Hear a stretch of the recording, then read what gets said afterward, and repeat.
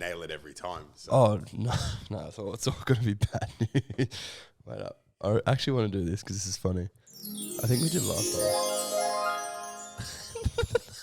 That just make you feel good, It doesn't just it? makes you feel happy. Can't be upset. All right, guys. Hello and welcome to another amazing episode of Creative Appetite. Today I'm joined by my really good friend Barret Kennett, who's also my boss. If you ever use that word, that is a good friend. But Barret, oh man, he's done a lot. Let's break it down. He's a best-selling author. He's a professional speaker. He's gone all over the globe doing that. He's an award-winning CEO.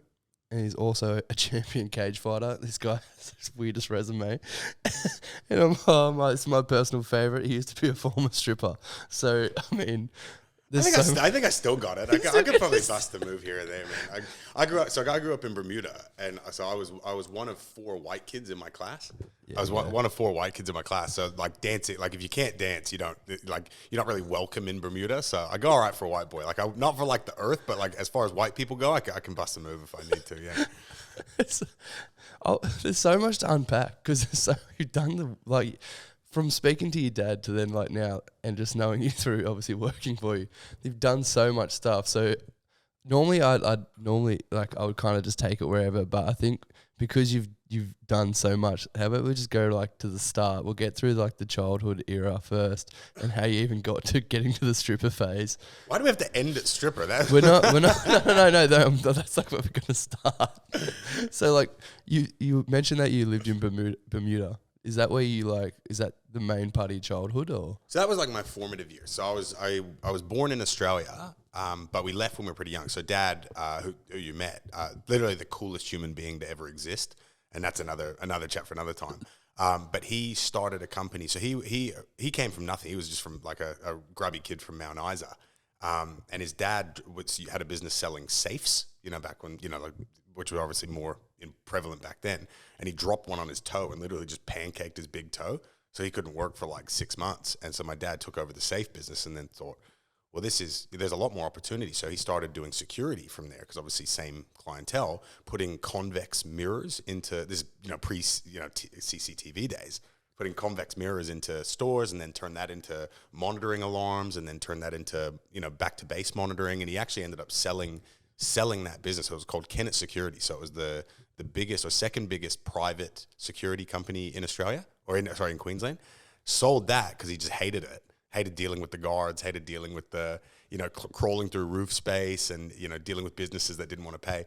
And he'd always had this dream of sending satellites into the sky. And this is why I'm so grateful for my dad, because he's just one of those guys that was like, well, why not?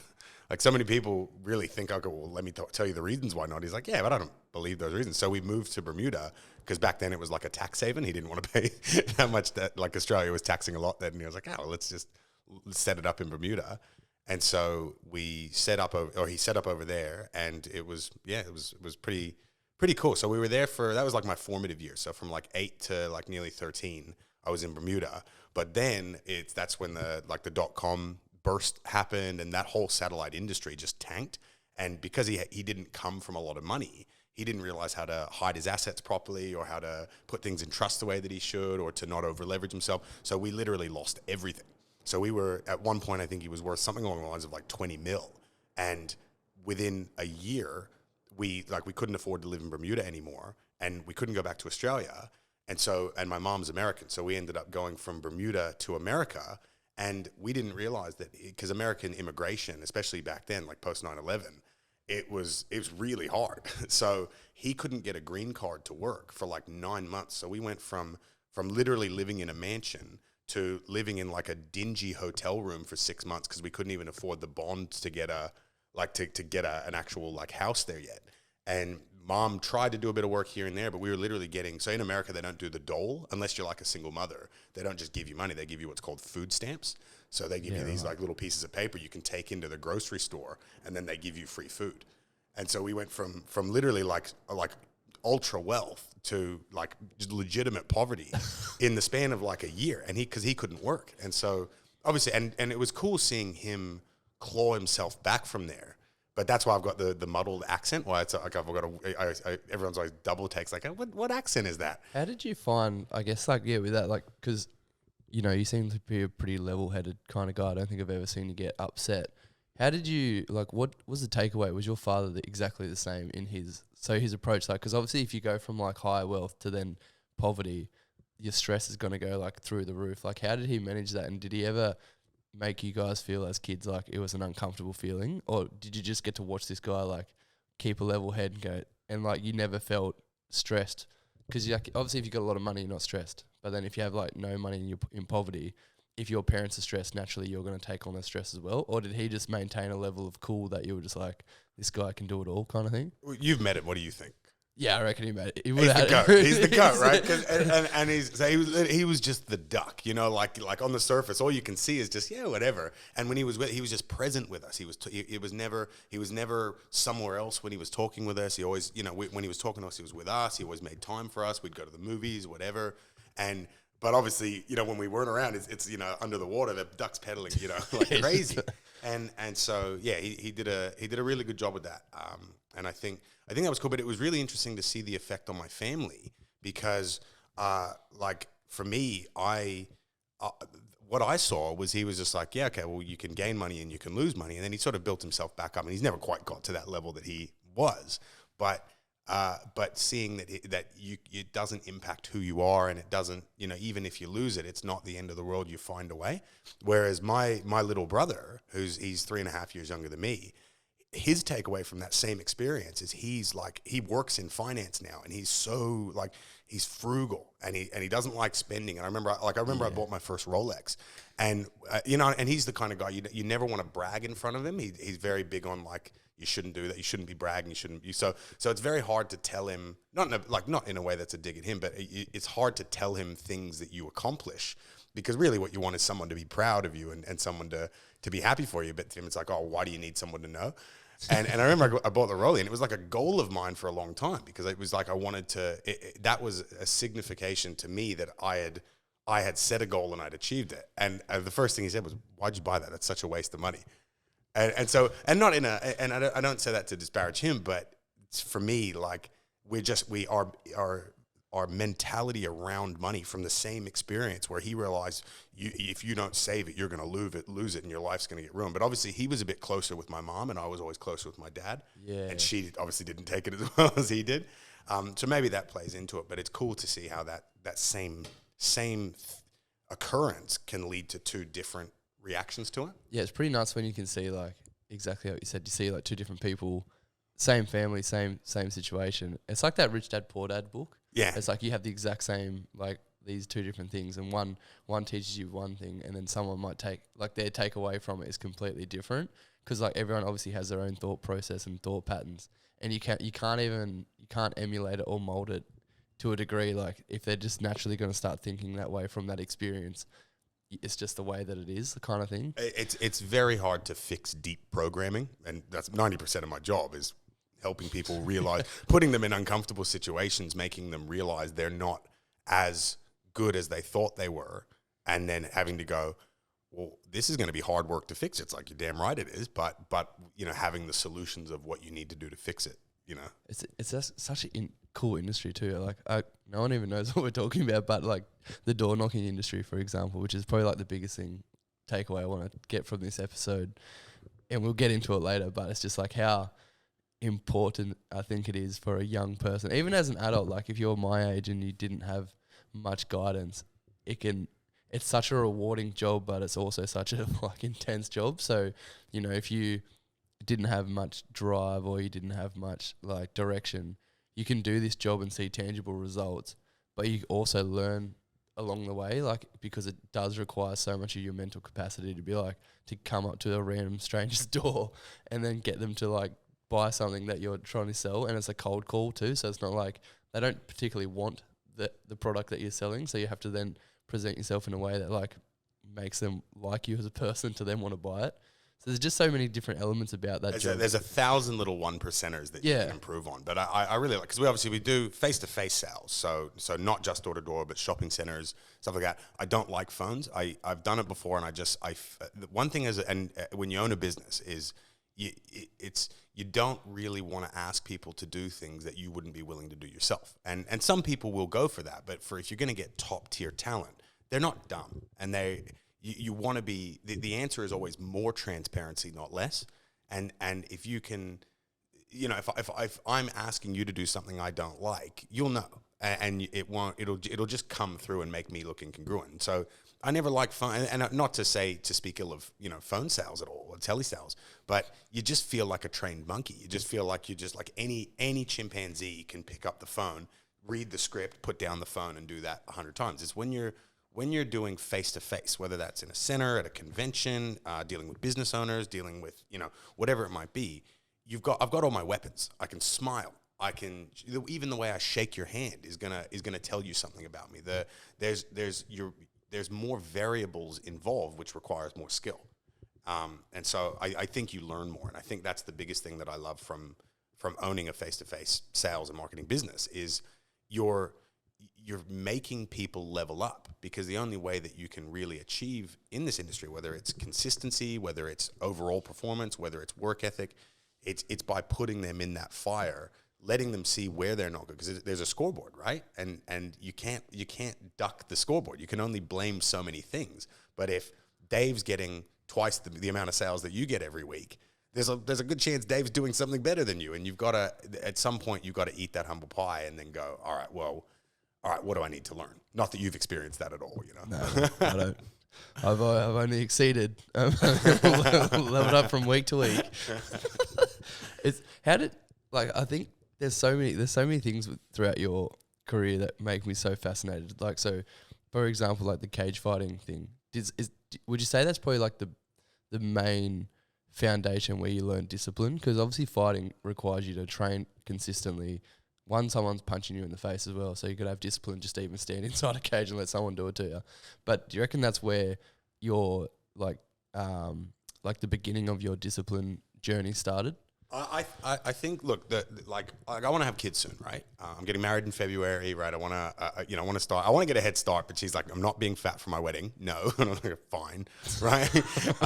So I got to wait to have some kids, but I want to have some kids. And the my two things that they have to do no matter what is they have to do some sort of martial art and they have to do sales, because if you want to talk about a successful human being, if you can get what you want and defend what you have, that's you're set.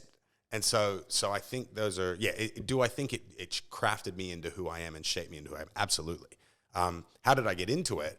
It's like most of the things in my life, it was just a even the stripping. Like it's like I just accidentally ended up in all of these things. There was never an intention to be a stripper / cage fighter, like it was, I just happened into these things and just kind of went with it, And so even when I fought, because in America, because I went to high school in America, so grade 9 I started over there, into grade 8, but going into grade 9, and so I did all 4 years of high school in America, and then came to Australia straight after. But I always loved pro wrestling. I love like The Rock and Stone Cold and Undertaker, Shawn Michaels, just the spectacle of it. Like I'm a peacock. I like being on stages. I like biggest extrovert. I know, and I love being able to influence a crowd's emotions and ideally empower them or give them memories they don't forget or give them lessons that help them achieve what they want to. Which is why I speak. Which is, if you think about everything I've done, all of them have involved a stage of some sort, whether that's fighting, because my favorite thing, because obviously the wrestling was the main background, and this is what I was talking about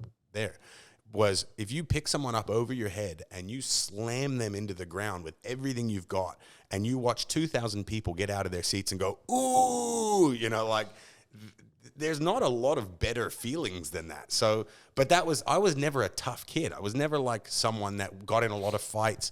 I loved pro wrestling, and like I used to watch it every Monday was Raw and every Thursday was SmackDown, and I'd watch all the pay-per-views, and I loved it. And and then I saw that the wrestling team was having tryouts, even though I'd never done it. And most people in America wrestle from like grade 3 onwards. So there's it's a very foundational sport in America, I've found. You're all American sports. You've got American football, which I played as well. I was an outside linebacker, so basically just hit the guy with the ball as hard as you can. So that was really fun. And then you wrestle in the winter season or play basketball, depending on if you're a pretty boy or not. And then in the spring season you play. You'll either do baseball, athletics, or what was becoming more popular was lacrosse, which is basically football with a big stick. So you just run and hit people with a big stick, and that's fun as well. It's an interesting one. It is pretty fun, but it's this kind of similar to soccer or football in the sense that the offensive players are the Prince Charming, and the defensive players are just staunch. Just buck that just wants to hit you. Missing 3 of his teeth. There's a real delineation between offensive and defensive archetypes. So. So you're America, and like if you're an American, right? It's salt of the earth American. It's football, wrestling, baseball, and that's kind of but obviously to each their own. But that wrestling background, I went in my freshman year, my 9th grade year, and how sometimes you just find the thing that you were meant for, and so I ended up going because there's only one spot per weight class, and my weight class was 171 pounds, which is like 77 kilos, and the starter had been wrestling since he was like, probably since like 4th or 5th grade. And he was pretty good. And by the end of the season, having never done it before, I just managed to and I think that helped that I'd never done it because I didn't have any bad habits. But I ended up beating him out for his spot and ending up starting on the first, my the first year I ever did it.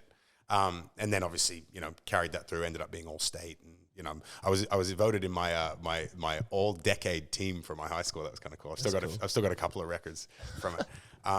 And not in like a big me up way, but wrestling was my thing, and it was and I was moving from Bermuda to America, where I was one of those white kids that thought he was black, and then going to America, where America's a very it's very insular. If you don't get it, you're out. And so I was very lonely, didn't have a lot of friends my first 2 years I was in America, it was a big culture shock. And that was when I started getting achievements in wrestling. That was the first time people ever really wanted to be my friend in that high school environment. And I was, Bermuda was great because everyone's fun and great. It's kind of like Australia. Everyone just takes the piss out of each other. I was say the obviously the indigenous, or like I guess they're indigenous, like in Bermuda, like the black people. They were brought there. Yeah. As in like the ones, but like their culture towards white people, like for yourself, I'm sure like a lot. It's pretty like all your accepting friends there. are like probably black, right? But then if you come to America, like the African Americans to like white people are completely different. Like depends where you go in America. There's a big difference between each state. Because remember, it's a big country and there's a lot of people there, and so. There wasn't a lot of racism where I'm with. It kind of gets worse the farther south you go. Yeah. But we were pretty metropolitan. It was Northern Virginia, so it was pretty. Everyone's pretty cool. Yeah, pretty. There wasn't really an issue there, but yeah. So but how I got into fighting from there. So I left. My family moved back to Australia, and I got into university over in America, and I was gonna wrestle over there, and all of that. But I just I'd moved around so much in my life by that time that the only thing I'd ever really had as a constant was my family. And so I ended up, I was, I'm going to go back to Australia and live there and be an Australian. And so we came, and then I realized that nowhere in Australia did they do wrestling. Like, it just didn't exist. And this is, mind you, this is like, 15 years ago, right? 10, 15 years ago. And so the next best thing was MMA, which was just really getting on the scene in Australia at the time. There wasn't really a whole lot of people doing it. And having a wrestling background in a place that everyone did Muay Thai, where they all stand on their back leg and lift their front leg up, which is just like, it's inviting to be taken down. It was very easy to get good in martial arts. So I started training, and I picked it up pretty quick. And then literally 3 months in, and I just turned 18, and my coach goes, "Hey, I've got a fight for you." I go, You've got a what? you got a what? He goes, I've got a fight for you. I go, but I don't want one. And he goes, yeah, you can do it. And so I literally got forced into this cage fight again. It wasn't even in a cage. It was in a boxing ring, because cages, were just coming onto the scene. And I ended up, winning by like armbar in the second round. And I was like, this is more fun than I thought. And so so I ended up, but it's not that I was like the best cage fighter ever. Like I backed myself, but I just had a cheat code because I was a good wrestler, and no one in Australia knew how to stop a double leg takedown. So it was basically just me spamming the same the same Tekken combo over and over. When you like play sport and you're like the big kid in the team, and you just steamroll everyone because all the other kids are too small. Yeah, and you're like Zoolander. You've got one move, but it's like, cool, stop it then. Like, So that was cool. So that was where I ended up racking up a couple of championships. But I retired from fighting pretty, I think I was maybe 23 was when I had my last fight, so to speak. Obviously, I booked a few, but the problem is I got pulled out on a lot. Like, people just didn't want to go against the, all-state wrestler in Australia. They wanted to protect their records a bit because it's a grueling. So people would get one little, I've popped a tendon in my ankle or whatever. It's like when do you ever go through a fight healthy? Like not one fight anyone I know has ever been in professionally do you not have at least one significant injury? Yeah, I think even like the UFC fighters and stuff as well. Like I'm pretty sure Alexander Volkanovski fought, like his last fight, he had something going on in his eye socket. Like he went in there, and then I'm pretty sure he broke his hand in the fight, and he was still punching with it. He's too. awesome, I'm man. like, He's so cool. Nuts. He's just so Aussie. I think that's why he's so endearing. It's just he's like he's like Steve Irwin. It's like that's what we all want to be like. Yeah, you can't hate him. He's like, so lovely. Yeah, they've got like what would Jesus do bracelets. It's like what would Volk do? What would Irwin do? Like, and he's just he has the perfect balance between like ego and being humble. He's like, I'm happy to like fight any of you guys, and I'll probably beat the shit out of you. But also, you got a good family, man. You got he's compliments. Best of luck with the pregnancy, Yeah. He's yeah, like bro. Dude. The TV didn't do it justice. I was at that fight in Perth, the one with Makachev. Yeah, and bro, he won that fight. Like Islam did not win that fight. Like look at their faces after 5 rounds, and the TV didn't do it justice, or the broadcast didn't do it justice. Everybody was like, everyone had their drinks in their hands ready to hurl it in, and like the energy was like, if somebody stormed that cage, people are going to follow them. Like it was a crazy environment to be in, but the Aussie fights are so good because the Aussies always put on for their fans. Like you don't see a lot of when you have the Australian cards. And they're tough matchups, but they just work harder to back Australians are proud to be Australian. There's certain countries like Ireland, Brazil, they're just proud to be from where they're from. And I think Aussies, Kiwis are the same. It's cool to be part of that. Yeah, I think Tai Tuivasa from Mount Druitt, he just loves to bang. Even if he's just got the shit kicked out of him, he'll be like, no, he'll just turn around and he'll just happily just throw arms until he either gets knocked out. Yeah. But if you grow up with that, same as like Mark Hunt back in the day. Like I remember reading his autobiography, and he never even got any formal training. He just had like 100 street fights, and then they were like, do you want to do it in a ring? And he was like, yeah. And then he just actually, which is really funny because when I was fighting, more often than not, you'd get all these. Because remember, like 10 years ago, Gold Coast was like the gangster hub of Australia. That's where all the gangsters, all the bikies, they'd moved up, Hells Angels, Banditos, whatever. And they would all come into the gym because we were at, it was called Five Rings Dojo. So it was one of the premier gyms on the Gold Coast back then. And maybe once every 3 weeks, you'd get one of these enforcers come in, and their whole job was to beat people up and get money off them or scare them. And these are big, scary, tattooed, steroided guys. And they'd come in on sparring day. And I remember my coach would always put me with him because he'd just go, yeah, you go with this guy. And all you do, you duck their first 3 punches, then they get out of breath, and then you take them down and just beat the shit out of them for a round. So 5 minutes is a big round. It's like planking. It's like time slows down when you're in a sparring round, and then they just wouldn't come back. And that was his like extermination strategy. He just put me with them because they wouldn't hit. Because I've got decent head movement. I've got a good chin, but I would also, when it was time to take him down, I could just get him down easily. And then they would just buck and puff themselves out even more, and they'd leave with like black eyes and just never come back. So it's a shame. Yeah, it was one of my favorite pastimes back in the day, and I didn't know. I didn't know. Half the guys I train with, like half of that fight team ended up in prison.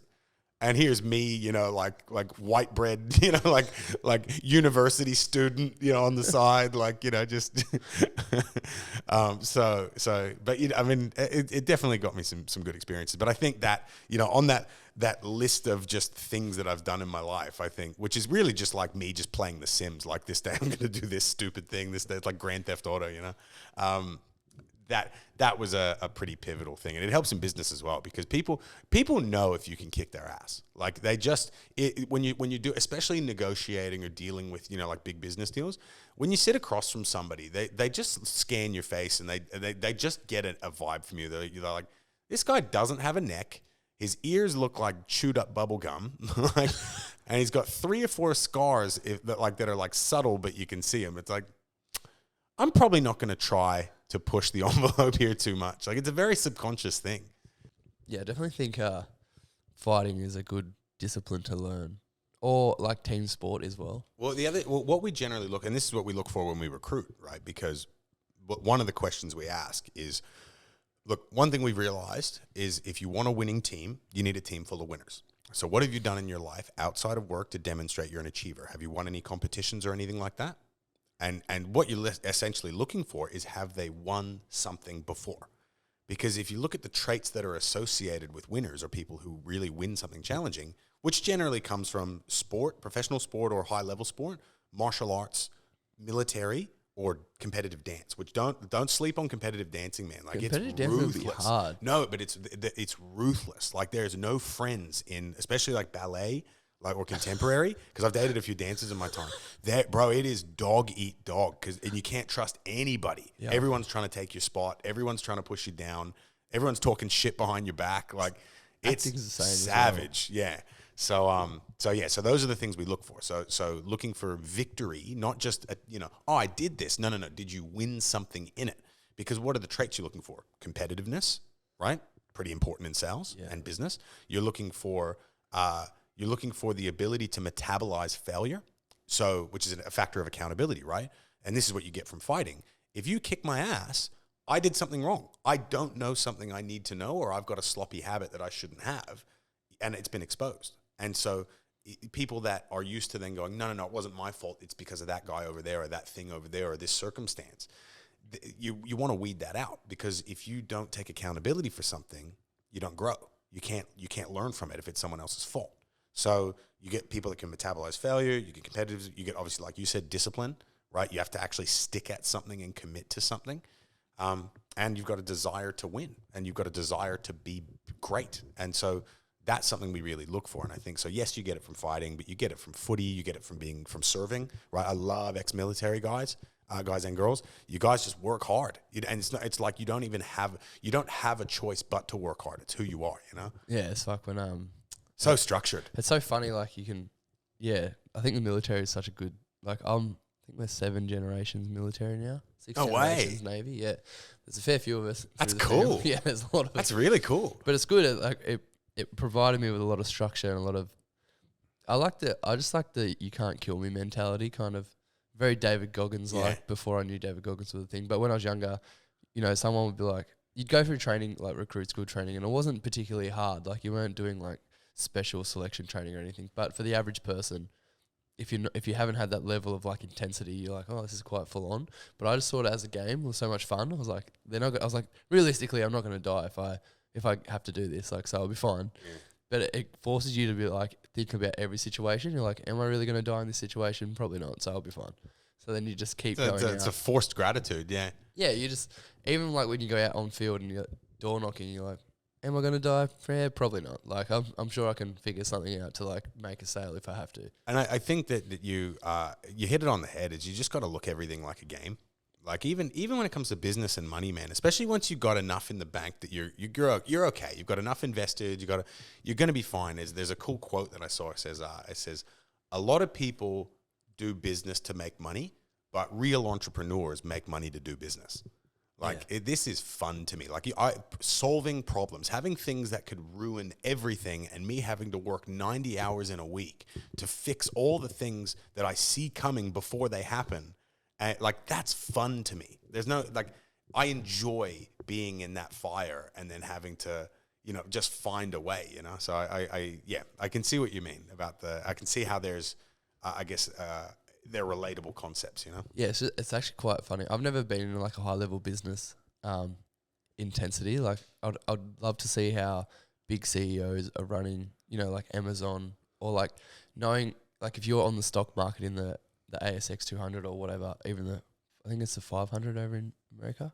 But if you had like one of those massive companies, and you know, something that you sign is going to change or alter how much income you're about to have or where your stocks are going to sit, I'd love to see how these CEOs are sitting there managing that and going, all right, you know, if we do this, it's going to really like drop here, but it could potentially like lift there. So I've met a couple, so even when I was younger, because the guys at Bermuda, as far as business network, because it's not like Dad was the only person to realize that you can save a bit on tax. Like he was best mates with the head worldwide of PricewaterhouseCoopers, like the biggest accounting firm in the world. So like they and like American military generals, like I'd mixed around those people before. And there's two traits that I see, or I guess three that I see from hyper successful, like big time CEOs. Number one is their structuring of their time. They're just super regimented. Hey, we've got 15 minutes for this conversation. I've got a meeting in half an hour. That's going to go for like every day is just time to the moment. Yeah. The second thing is that they're always just cool in the pocket. Right, there's everything's going wrong, and that's something I've been able to develop having run businesses now. Is when the more stressful something gets, the more calm I get. There's like a correlation. The more stressful something gets, the more calm I get. And I think the last thing that I see from high level people is they get great advice. The bigger you get, the more you know who's the best person to ask is, and they've experienced that problem 10 times over, and they can tell you. And even now in the business, like so for me, I'm a relentless optimist, right? I think I'm just always assuming things are going to go well. And before I make any major decision, the first thing I do, I call Patrick, who is obviously the partner in Sunny Coast where you work.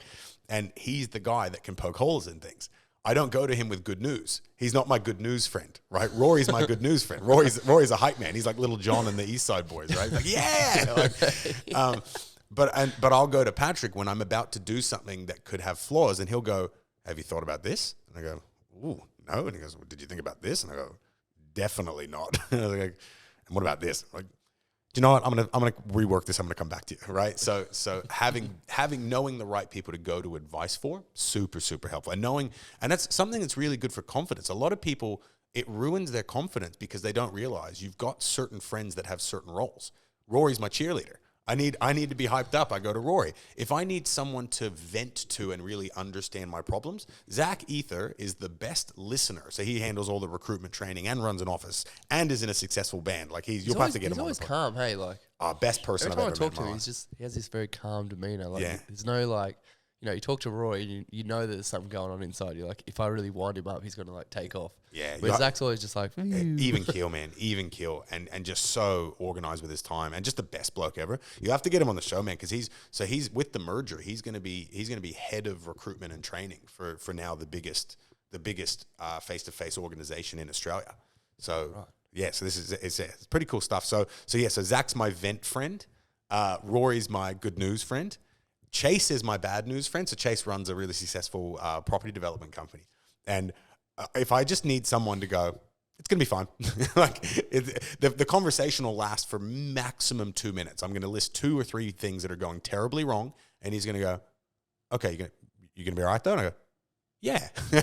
Like I remember even when I was selling, I got out of a really tough breakup. Like someone that I really thought I was going to spend my life with, and was and obviously it didn't eventuate because we're both a bit young or whatever. And I remember I had to go on a field the next week because the team wasn't doing so well. So I wanted to go out and set the pace. And I get to turf and I go and I call him up and he goes, "Hey Booty," because my fighting name was Booty Call because I was stripping and cage fighting. And so all my friends that have known me for like more than 10 years, they all call me Booty. And they say, "Hey Booty," I'm like, he goes, "How you doing?" I go, "Not so good." He goes, "You sad?" He goes, and I go, "Yeah." He goes, because he knew it because of the breakup, and he goes, "You're going to be sad if you make 5 sales?" And I go, "No." And then I made 5 sales, and I had a great day. Like, sometimes you need those practical friends, I have the same, like with my uncle. If I tell him something, he's got like no emotion, very like bull.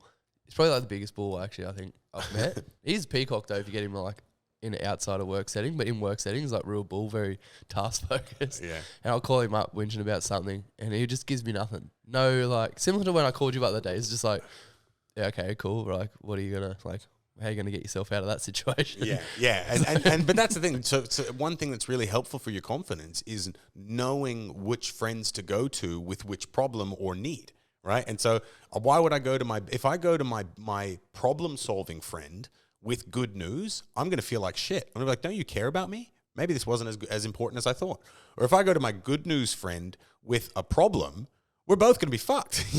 So I think knowing which friends serve which roles is really good for your confidence.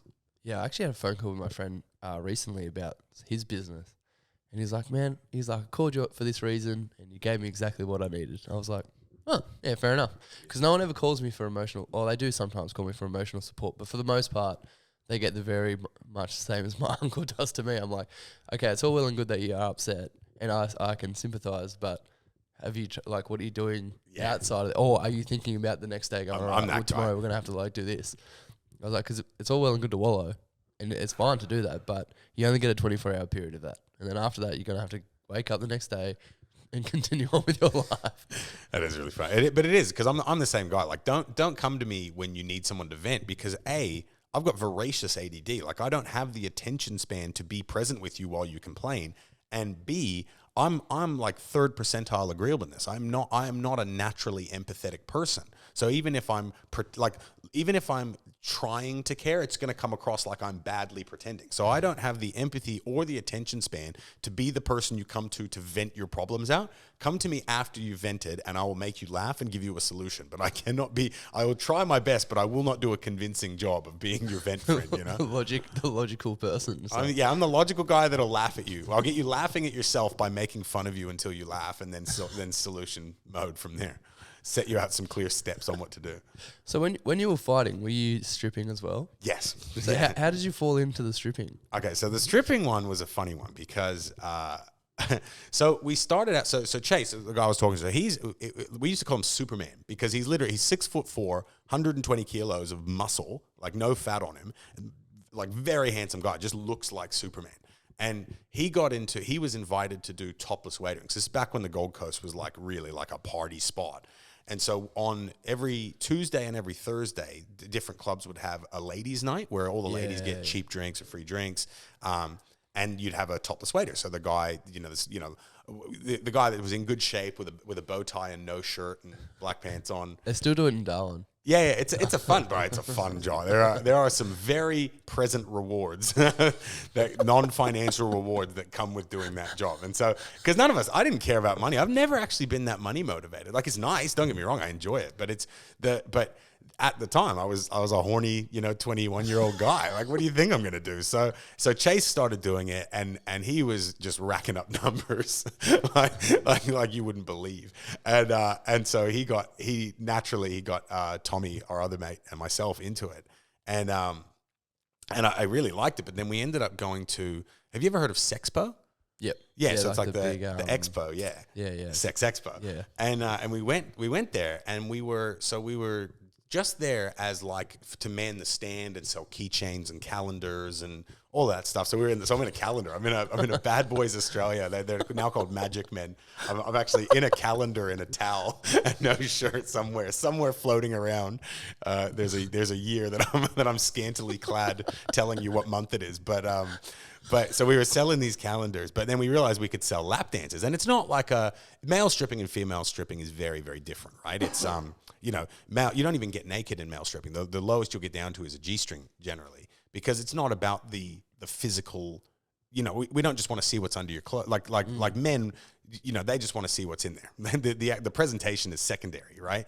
Women, it's that that you're taking them on a journey, and they're even when you're performing, they're singing along, they're dancing, they're ooh ah. It's a very it's a different performance than what women do, which is just men breathing heavily. Men are like cavemen. Oh, it's silent. It's disgusting. It's silent, and so you'll I can see it's much more objectifying. You're not getting appreciated. You're just getting turned into an object. So, it's not for the faint of heart. It is, that's why a lot of women don't, even though it's great. Sure, it's great money, but a lot of women can't handle it because. And I'm not saying you should do it, but it is because you do just feel bad afterwards. It'd be interesting to see what to be honest, I think it's probably very similar to like door knocking in terms of like the challenges that you have to face. Like, You get a lot of rejection. You got to present yourself. Well, to a bunch of random it's people. even worse because you're getting turned down because they don't think you're hot. Yeah, that's what I mean. Like, so in terms of like your If you can have the confidence, the resilience of a fat stripper,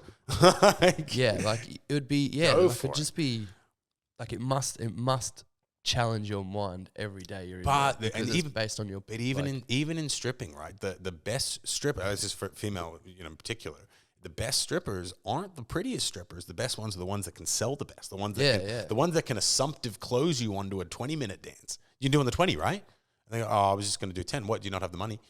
Well, no, I've got the like asking for your friends. Like they know the game, bro. And there's sales. That's a sales job first and foremost.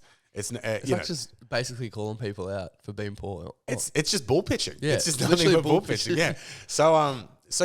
But I wasn't stripping at the time because that was never something I thought I wanted to do. But we realized that we started selling the lap dances, and it's 90 seconds, and they'd give you $20 or $30 a pop, or you could do 3 for 50 or something. We just had a bit of fun wheeling and dealing. It was the first ever experience selling I ever had, because Chase had been selling lawnmowers since he was like 12 for his dad, and so he basically just taught me from scratch how to sell by selling myself, which is like the ultimate, sales, right? But then the next one that came along, they had a Laporium. So in the first one, there was a ladies' lounge, right? And then they thought they'd change it up into a men's one. And we just thought we put our hands up. We're like, oh yeah, we'll run it. So they do a strip show every so often, and then we could sell lap dances in between. And we very quickly realized that we could make a lot of money. So because my job at the time, I was working as a nightclub promoter. So I was really good at packing a line to get people to come into a venue, which is oddly enough was a transferable skill here. So I got everyone hyped up. We'd get one of the strippers, the male strippers, to come on and do a show, and they would do like a 10-minute performance, and then we'd do lap dances to all the girls. And then we realized we could pre-sell them, so we could actually hold the line up and add even more pressure to go, look, we'd have our little pitch. We'd say the same thing over and over. There was a ton of social pressure, so it was a little bit more sense of urgency. They could still say no. It wasn't like we were stealing the money from them, but there was definitely some pressure to buy. And then we got these stamps from like Officeworks, and I think it just said paid, and we just like stamp or something like that. One just had the date on it, like it's stamped. And we just had this like racket of lap dances, and we would just put them all up on stage, and we'd have me and Chase and I would just do we'd have like 4 girls, and we'd do it all at the same time and just churn through it, and then we'd go again. But this is where it gets fun. And we ended up, so that first sexpo that we did we ended up making like $5,000 each cash. And which back when you're a broke uni student, that's a lot of money. That's like 5 weeks of work for me. Still a lot of money like nowadays, For some, no.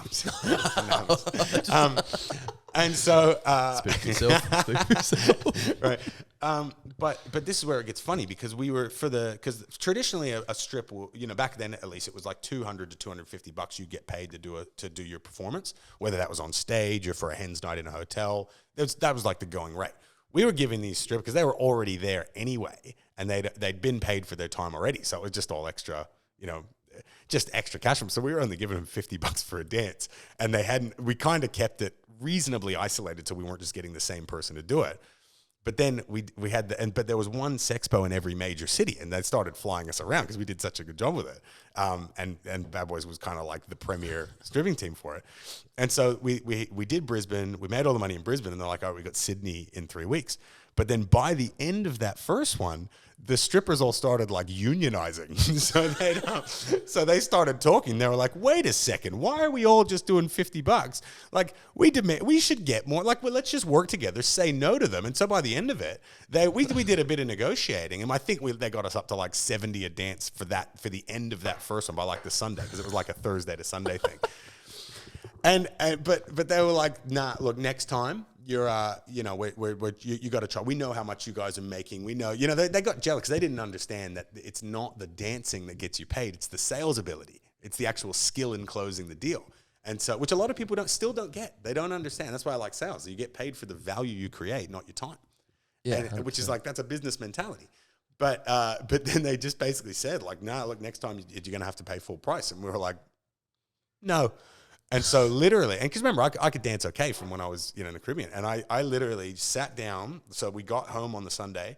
Monday morning, I literally just sat down and I did a fully choreographed my own routine. And then Chase, who's not the best dancer, but, you know, it was a bigger guy, did all of his with like power moves and like, you know, 1980s, you know, like very like, yeah. And literally it took me 4 hours and I just had a routine done for Chase and I. And he came over Monday lunchtime and thinking that it was going to be this, you know, arduous process. And he was just like, Jesus. So we had the routines and then we just had to get the costumes done. So we went to the local costume shop and then we went to an op shop to get the rest of the stuff we needed. His routine, because he looked like Superman, so we got him a Superman costume, and then we got him an oversized suit that we like put Velcro into. So he'd start the routine as Clark Kent, and then his girlfriend at the time, who's now his wife, did the audio, and so it went. Da, da, da, da, da. It was like this hectic thing, and then it would go, Superman, save me! Dun, da, da, da, and he would take the glasses off and rip the thing off. So that was, and all like, you know, in 4 hours designed this whole, you know, and really good routine, and mine was a cowboy, right? So mine was like, you know, Big and Rich, save a horse, ride a cowboy. Yeah, so that was mine, because you start with fast songs and then you go into a more emotional, slower song, and then an even slower song. And so it literally, and then, so by the time the next one, so 3 weeks later, and bro, my mom made my outfit. She sewed the pop buttons into the jeans that I ripped off. Elaine the goat, right? So, and so so come Sydney, we get to Sydney and the guys are like, all right, well, you know, we're not budging on these. And they go, no, it's okay. And they go, what? And they go, oh, no, we got it. We'll dance. What do you mean you did? No, just watch it. And they were just flabbergasted. And by the end of it, they were coming back to work for 50 because for 50 a dance because they realized we didn't need them. So, which is another really good lesson in business for me of like leverage, negotiating leverage. Like, do I need you? Like, how necessary are you in this equation? Right. So again, I never wanted to be a stripper, but they put my back against the wall, and I'd never made money like that before. So we were just like, oh, I've got the means. Like, let's just get resourceful and get it done. My brother did stripping one time. There's a photo of him. Oh, if I had I should have got it up, but he's a similar thing. He's like standing there, like leaning up against the. And every birthday, I put it up. I don't even know if I've got it on my phone. I don't need to see your brother half naked, bro. But it's funny. Let me meet him in real life first. You know? But it's like he's very like similar to you. It's like that. It's exactly how I could picture you like posing for it, like for the calendar, just like that, real, trying to be like real sultry, just like looking straight down the camera.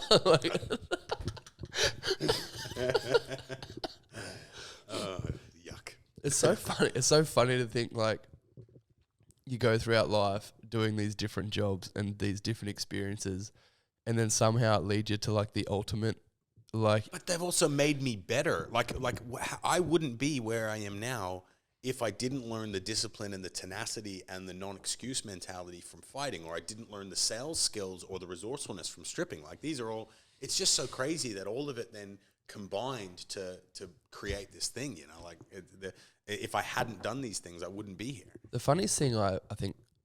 So, like, going back to my uncle, I always go to him for like different advice. And I remember I was 18 and I've always been like a warrior in terms of like, I'm like, shit, I need to find a purpose. Like, I don't have a purpose. Like, always consistently going through these chapters of like, not so much anymore, but when I was younger. And I remember he was like having a chat to me and he's like, look, Jesse, he's like, realistically, he's like, you're 18, you've done absolutely nothing with your life. He's like, I didn't find what I wanted to do until I was 32. And I was like, and it gave me so much like mental clarity and space, because I was like, oh my God, like you don't have to figure it out. Like, figuring it out is such a cop out in terms of like, you're not going to know because you're not.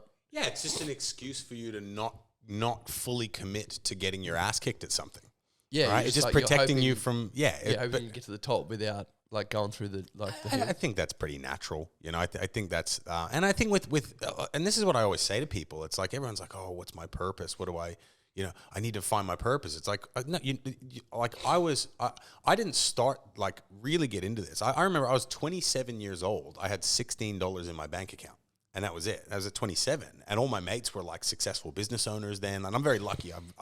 The examples around me have always made me have to step up, which is, you hear that all the time. But it's like, if you're not going to have, you don't need to find your whole life's purpose. That's insurmountable. It's like, okay, I don't need to know my purpose forever. What's my purpose for the next year? If that's too far away, what's my purpose for the next 6 months? And this is when I talk about people doing, working with us, even when we're recruiting, high level guys or girls, you got to treat it like you're a footy player that's signed a 1-year contract. Like you give it everything you've got for a year. Because if you give 70%, you're not going to get anywhere near the amount of results as if you go in and burn the boats and go 100. But you don't have to commit to it forever. Do it for a year. Get to a position where you're making $2,000 a week plus, and 1,000 of that a week is passive income that you're not actually having to make for yourself. It's like, and if you learned everything you needed to learn and you make all the money that you need to make, piss off. Go sign with another team. Go do something else. But if you then go, I really liked playing this year, I'm gonna sign on for another year. Do that again. And that's what I find helps people unlock what they're capable of. It's because it's not about committing to one thing forever. It's about who are you going to be at the end of that contract, and will you be glad that you became that person? And the answer is always yes. Where did you find the passion and desire to help other people grow?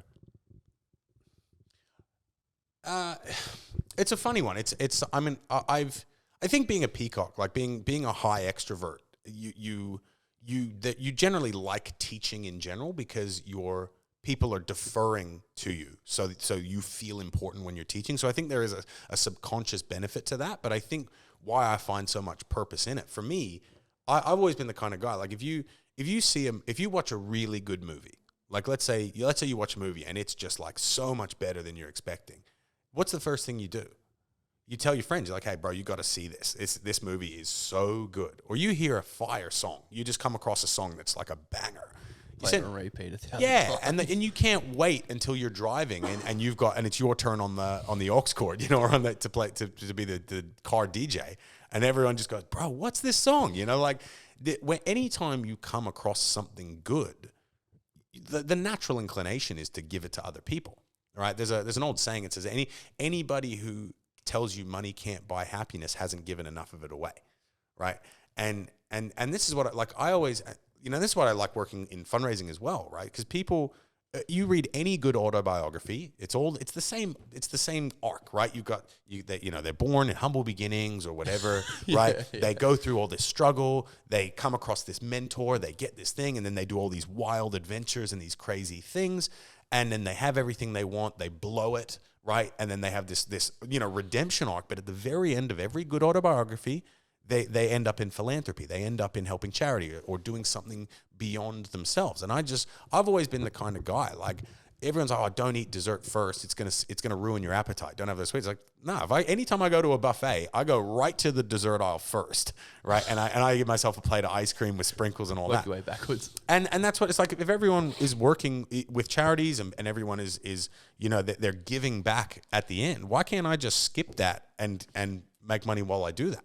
And so I think the what motivates me about it is I just love the feeling of being able to unlock people. And I think one of my favorite, there's a Bible verse that I love. It's Luke 12:48. It says, to whom much is given, much is expected. And it's always driven me as a background on my phone, because for me, it's, my ability to teach, my ability to inspire, my ability to see something work and extrapolate the teachable components that can replicate that thing, that my ability to get people together and look at the same, head the same way. These are all gifts. These aren't things that I chose to have. These are things that I've been, whatever you want to call it, has given me the ability to do these. And I've been given those things for a reason. And the reason is so clear to me. It's, I have the power. You do 6 weeks of working in this company or associated companies. Your life's changed forever. 6 weeks, and you're going to change your life completely and irrevocably forever, right? And that's, to me, I feel a crazy amount of purpose tied with my ability to unlock people. Does that make sense? Yeah, for sure. It's interesting to see how you've come, because if you follow the journey or your life's journey, like as you said, like in the intro, like you've written a book. Where was the idea to then go from it's such a funny start though, like from stripping and cage fighting to then writing books and having this chat. What was the purpose around bringing the book out and writing about that? Well, so the cool thing with the book, my dad's got an old saying, because I kind of use it as a sales pitch when I do the speaking and coaching stuff, because there's a lot of consultants out there that have never actually, they haven't, everything's theoretical. It's all stuff that they've read or they've studied or they've helped other businesses with. And I think if not to disparage people that work in coaching consulting, because obviously if they've got a list of companies they have helped and been able to build that credibility. Same as like podcasts, some podcasts, like I'm good mates with Frankie Lee. Frankie Lee has had reasonable business success, but he's actually the podcasting. He's a great podcaster, right? Joe Rogan, quite similar, good stand-up comedian, and obviously, notable from UFC and stuff, but a great podcaster. But then you've got the guys like Stephen Bartlett that were, successful business owners that did it, and they leverage that credibility for their thing. And I think, but my dad's quote, I love this. He goes, a consultant, his definition for a consultant is someone who can tell you 48 ways to bring a woman to climax, but just doesn't know any women, right? And I think for me, I'd always loved writing. I've always loved writing, but it wasn't until we'd expanded and and the business was, in that 7-figure range, and that we were doing things that I finally felt, I had the knowledge, because it wasn't theory that I'd read it's not like I just read a tone. Like there's nothing more cringe than when you see someone on their Instagram posting like a regurgitated Tony Robbins quote, that they've read it in Tony Robbins' book and then they just regurgitate it to you like it's their own original idea. It's so cringe. And especially if you're well read. And I've always just devoured books, because that's, I'm a nerd at heart, right? And I just like knowing how things work. And I think when I started the book, the initial idea was everything in here has to be stuff that I know works, because I've used it, and I've used it plenty of times, and I've taught it to people and they've used it and it still works. But it came about because of COVID. So we were lucky in Queensland. We only had an 11-week lockdown. So just shy of 3 months, and obviously running a door-to-door, shopping center. We were first on the chopping block for non-essential work, yeah. And I was like, I can't do nothing. I'm not the kind of guy that can just sit around and just do nothing. But we all had to sit around and do nothing, and so we were pretty lucky, because so my roommate, his girlfriend was a PT, and she had a full studio with fight mats. So every morning we would sneak out of the house. So every day for the whole of COVID, we'd sneak out of the house, do a workout, scrap each other. We had like boxing gloves and stuff like that. So we'd spar and then come home. So we'd start the day with this illegal underground fight club, and then I'd come home, and then I had to do something, and then I started writing. And I planned the book out quickly, and it was all stuff. It's all stuff that I've run impacts on, that I know how to teach it. And so I had the formatting of how to teach it. I had the right metaphors. I had the right stories. But the funny part about writing the book, though, is because growing up in Bermuda, it's first world, but it's not. And I never learned how to type. So I'm like a chicken pecking, you're like one of those, when your dad picks up the phone, he's like one finger. Yeah, I'm like a 2-finger typer, right? And so I actually write faster with my thumbs in my notes on my phone. So I've written, so it's like a 280 page book. I've written it in my notes in my phone, and then copy pasted it into a Word doc, and then edited it from there. So fun fact, yeah. So best-selling book written in notes in an iPhone from that. So that was good. But then when I'd get done with writing, we started to make time, and Zach and I ended up we ended up being like nationally ranked in Mario Kart, because we just I need something to be good at. Someone said, one of the boys said this the other day. They were trying to call you and you didn't answer. And then you called them back and you're like, "Oh, sorry, man, you actually made me lose this race in Mario Kart." I think it might have been Nick. I don't know. I think I was probably taking the piss there. But I was like, you must, your obsession for things just gets so laser focused. Especially something as frivolous as Mario Kart. You're like, no, but I must. I just have to do the best of stuff. Yeah. But that's the cool thing with that one is you can only really play it for half an hour and then you get over it. You're an hour. It's not like a binge game. It's not like one that you're going to spend Zelda or something. Yeah, like Red Dead Redemption. Or something. Yeah, you're not just going to spend 3 days straight. Just wake up, start playing, go to sleep. Repeat. But it's for me. It's because you remember my brain is going a million miles an hour all the time. And the idea, just being able to stop and just occupy it on one thing for 20 minutes, that's like meditation for me. It's the same reason surfers surf, like you're thinking about something, but you're not thinking about anything. So that's my, like, it's how I keep my sanity, is just by, 20 minutes of Mario Kart a day keeps the professionals away, Keeps the wife happy, or wife to be happy. I don't think I can make a very, I'm a tough person to date. Like I would imagine you'd be a pain in the ass. I'm very embarrassing. I'm very, like, there's a lot of things that I just, why did you say that, Barrett? You're so like so transparent with everything. Like nothing you say has any filter to it. So like even people listening right now would probably think, like, there probably might be moments throughout this podcast where they're like, man, this guy's pretty, like, he sounds like a bit of a dick. But it's not even in that, like, and for me, like, knowing you, it's not, like, when I first met you, I thought, I was like, who the hell is this guy? But it's just like you, like, you're 100% yourself. Like, there's no bullshit, if that makes sense. Like, where you can meet people and they have this hidden agenda, or they're not being themselves because they're scared that people won't like them, where you're just straight up yourself, which is infectious to, like, be around, because you're like, oh, well, I don't have to, like, hide. I can just be myself. Like, if I'm not having a good day, I'll just be like, yeah, I'm having a shit day. Or, well, I kind of hope that motivates you guys as well, because, like, I don't, because that's just insecurity, right? And for me, when I was younger, I was a more insecure guy, especially, with that culture shock going into America. And, it's very tempting to, especially being someone who's so extroverted, you can exaggerate a story here, or you can, especially with numbers, you accidentally put GST on numbers, and, like, you know what I mean? Like, especially you're talking about your head count as an office or stuff like that. Everybody does it. And I think it was a decision that I made, and it's, to graduate, it's not something you perfect, but for me, I just wanted to be honest all the time. I wanted to be who I said I was all the time. And you're never going to get that 100% right, no matter who you are. But being able to stay congruent and be the guy I want to be, it's, if I can, even if, and I think not being scared that I'm going to be judged for that, what that does is being able to humanize myself to you guys. And yes, I might offend somebody, but that's on me to make sure. I always think offense is taken, not given. Right. And so I just want to be bringing people around me that don't get offended easily. If you're someone that gets offended easily, you're not going to like me. If you're someone that doesn't get offended easily, we're going to get along really well, because I'm going to make you laugh, and I'm going to tell you the thing you need to hear. But for you guys that are, obviously in a position where I've set the blueprint of how to get to where we are here. Like, Rory's just done it. Like, there's a clear path for you to get there. And for me, if you think, do you know what, if he can do it, I can do it.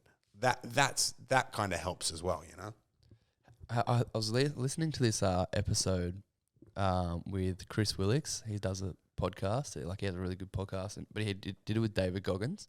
I'm a big Goggins fan. He's just he will carry the boats for us all. Anyway, but he was talking about, like, different ways to, like, think about personal development and how you can, like, certain ways to level up. I don't really like that word, but essentially what he said was, he's like, write yourself a personal ethos. So, like, a mission statement that you would normally do in business. So I'm sure you have one for FCOM, but he was like, do it about yourself. And I thought that was such a powerful thing to do, because it is like, it not only does it brings out how you want to be perceived, but then it also, like, makes you really think about who you are as a person. You're like, am I living up to my own personal image of how I want to be perceived? And I was wondering what your thoughts were on that, like, doing that kind of technique. I've done it I've had the same one for, so that's really funny that you say that, from when I was about 17 years old. I saw, it was actually a U.S. Navy commercial, and it was so there was like it was like gray, and there's this big plane just flying really low altitude over this sea, and it's just they got this bass line, boom boom boom boom boom, and you hear this overpowering, like, black voice, the guy that does the Allstate commercial thing. It was like, one of these, one of these kind of guys, and he goes, if someone wrote a book about your life, boom boom boom boom boom boom, would anybody read it? And all of a sudden, these Navy SEALs just start piling out of this plane, diving into water in this montage of all this really cool, like, and I was like, I'm going to join the Navy, like, which obviously a really effective, marketing campaign. And that, but even though obviously I didn't go down the military, and I think, to be honest, if I ever had a home, I think I probably would have ended up there. But I never. I love Australia now, but because I'd bounced around so much, I'd never loved a country so much to put my life on the line for it. but I have so much respect for citizens who serve and people that that put their life on the line to give us what 90% of people don't even appreciate anymore. They have no idea what the real world's like outside of this protected country. And so a lot of respect there. But I think my personal mantra has always been, if someone wrote a book about your life, would anybody read it? And so if I'm dancing or I'm fighting or I'm traveling, I've been to like 33 countries now. Like if I'm doing, speaking, if I'm running businesses, if I'm launching businesses, if I'm coaching, there's everything I'm doing is would this make a good story? Is this going to be a good chapter in a book? So I think that's driven me for a very long time. Yeah, it's a pretty. I've like recently been thinking about all these different things in life, and I'm like that one always just stuck with me. It was that other quote that I sent you about. I sent it to you the other day, and I thought this was quite interesting. I want to get your thoughts on it because where is it?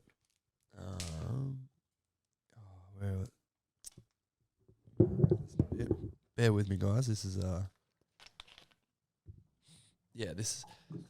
I want to get your thoughts on this because I thought this was quite interesting. It says, everything about humanity has improved throughout history except contentment.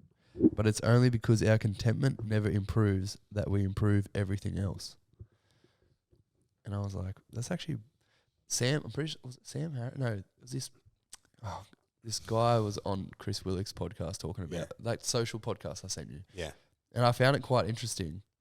See, because the thing is, there's two ways to look at it. You never want to be. You really need to be grateful. Gratitude is so important in your life. If you don't smell the roses, at all time, you have to force yourself to do it. You have to really force yourself to be grateful, and put it in as a daily practice. Because otherwise, your brain it's programmed to look for danger. So of course, it's gonna notice the things that are bad over the things that are good. But you never want to be too grateful that you don't want to strive towards something, because not only does that mean that you're not going to achieve much, but almost all of your happiness circuitry in your brain is engineered towards positive, forward movement toward a specific aim, and overcoming obstacles on the way to that. They did an experiment. This kind of filters into the business, and you'll be able to understand why. But they did an experiment where they used these like electronic lasers to target centers in your brain to stimulate activity in those areas. So they could literally hit a button and make you feel an emotion, a particular emotion. And this could be happiness, sadness, anger, sexual arousal. There's literally every area of your brain that could produce those emotions, they'd be triggered. And almost all of them, I think literally almost every one of them, all preferred the same emotion, same center. What do you think it was? I think you spoke about this. It was frustration, wasn't it? Mild frustration. Yeah. Mild frustration was the most stimulating emotion that a brain that people chose to feel. And it's because the overcoming of difficulty, which is what you were simulating on the way to something, that's your biggest dopamine release, which is the combination of energy, motivation, and happiness. And so like that, everything that we do is designed to, okay, you come in day one, you've got a goal. It's going to be hard. It's just hard enough that it's going to challenge you, but it's not too hard that you're not going to be able to achieve it. You got to become this person, and then we level up, we do it again. And I think being able to understand that yes, you want to be grateful, but you never want to be complacent, because especially in a leadership role, because even if you don't want any more than what you've got, you're a selfish piece of shit, because there are 2 or 3 people looking up to you who could be 10 times more than they are now, and your comfort and laziness is holding them back. Fuck you. That was my initial thought. I was like, well, to be completely comfortable and like complacent would just, I don't know. I feel like it's selfish. It's not in your human nature to just want. I think what that quote does represent, and what I think is actually interesting, is that you should be grateful and you should be happy about certain stages in your life. Like, I don't know, like Rory, for example, he's a good, he just got ownership. I think you can have a day or so where you're like, all right, yeah, I've worked so hard. He went on a holiday, so that was probably like his moment of like accomplishment. Well, it's not just that you should; it's actually that you have to, because if you don't take the perfect time to celebrate a win is about 3 days.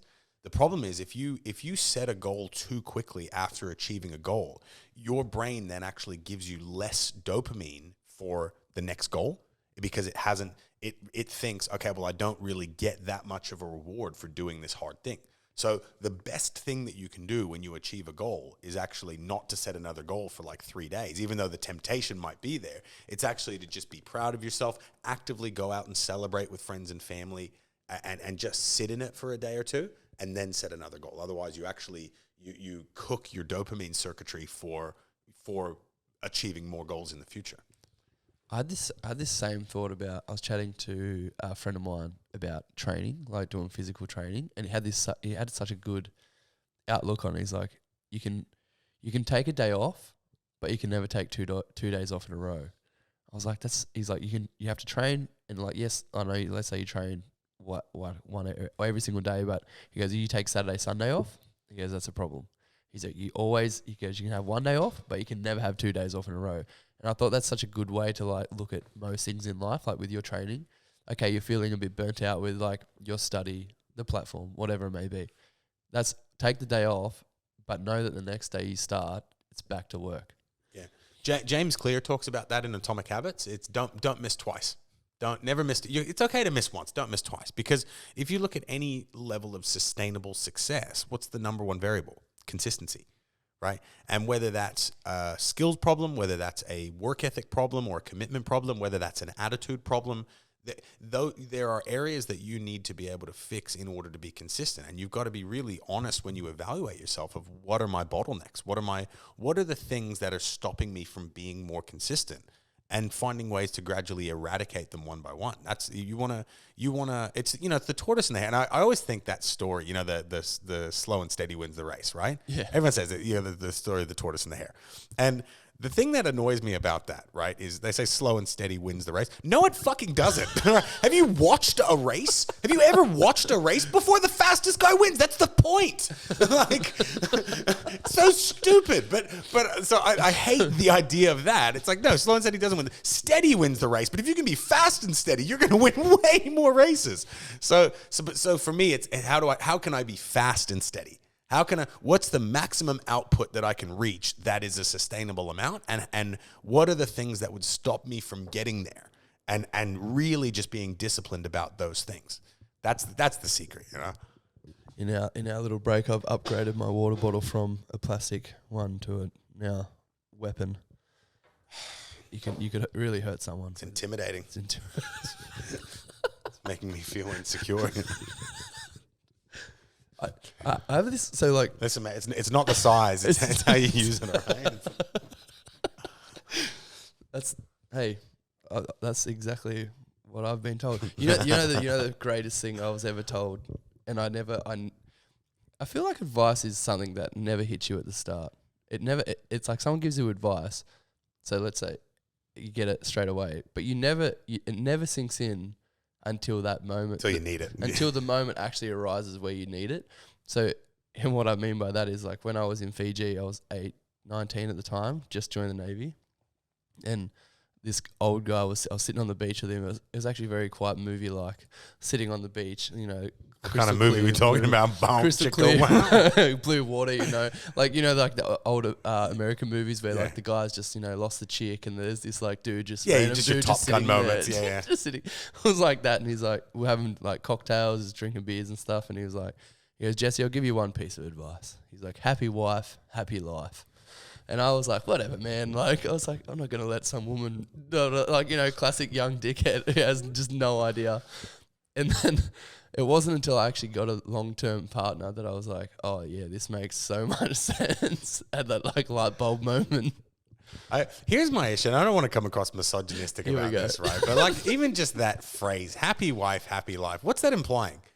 It's that if your wife is unhappy, she's gonna ruin your fucking life, right? Like not so much wife, but it's like what they don't say. Like Jim Jeffries did a really funny bit on this actually. He goes, they say happy wife, happy life, but it's not really the reverse. The one that I always find it's if they have it is happy husband, we'll see about that. And it's like, but I understand why. I say that tongue in cheek, right? But I understand why. We're gonna get cancelled. No, but no, I'll explain why. It's because when the way that women work, right, as far because they are more prone to emotion. Their brains are more hardwired to feel emotion because that's if you think about raising kids, you need to be able to attune to their emotional needs. So women have much better emotional intuition than men, which I don't think is a huge surprise to anybody, right? No, it's definitely not. And the problem with that is because they feel more emotion, they need to process that emotion. And so if you look at the way that men and women process emotion, it's almost like capitalism versus communism. Because men, when we get emotion, we want that to us. I'm using that. I'm going to use that, and that's going to force me to do something else. It might not always be good things, but that emotion's mine, and I'm now going to generate something with that. Whereas women, they share it. That's why it's like, how are you feeling? Women are such good listeners because that's their currency. The way it's like, I've got something wrong with me, so I'm going to go, how you doing? Oh, I'm okay. What's wrong? And it's their turn. So it's my turn to take some of yours, and we're like sharing it. We're sharing. So you're going to download that emotion onto me, and then when you need it, when I need it, I'm going to be able to download that emotion onto you.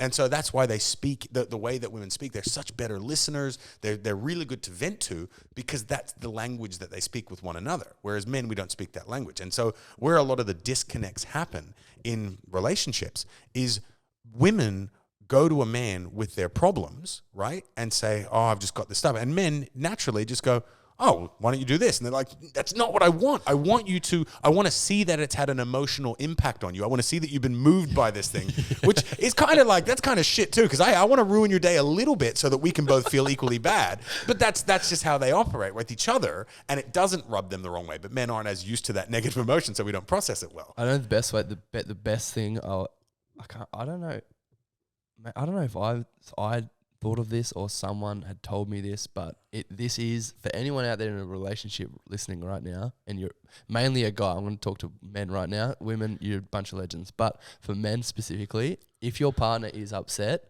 go, do you want comfort or a solution?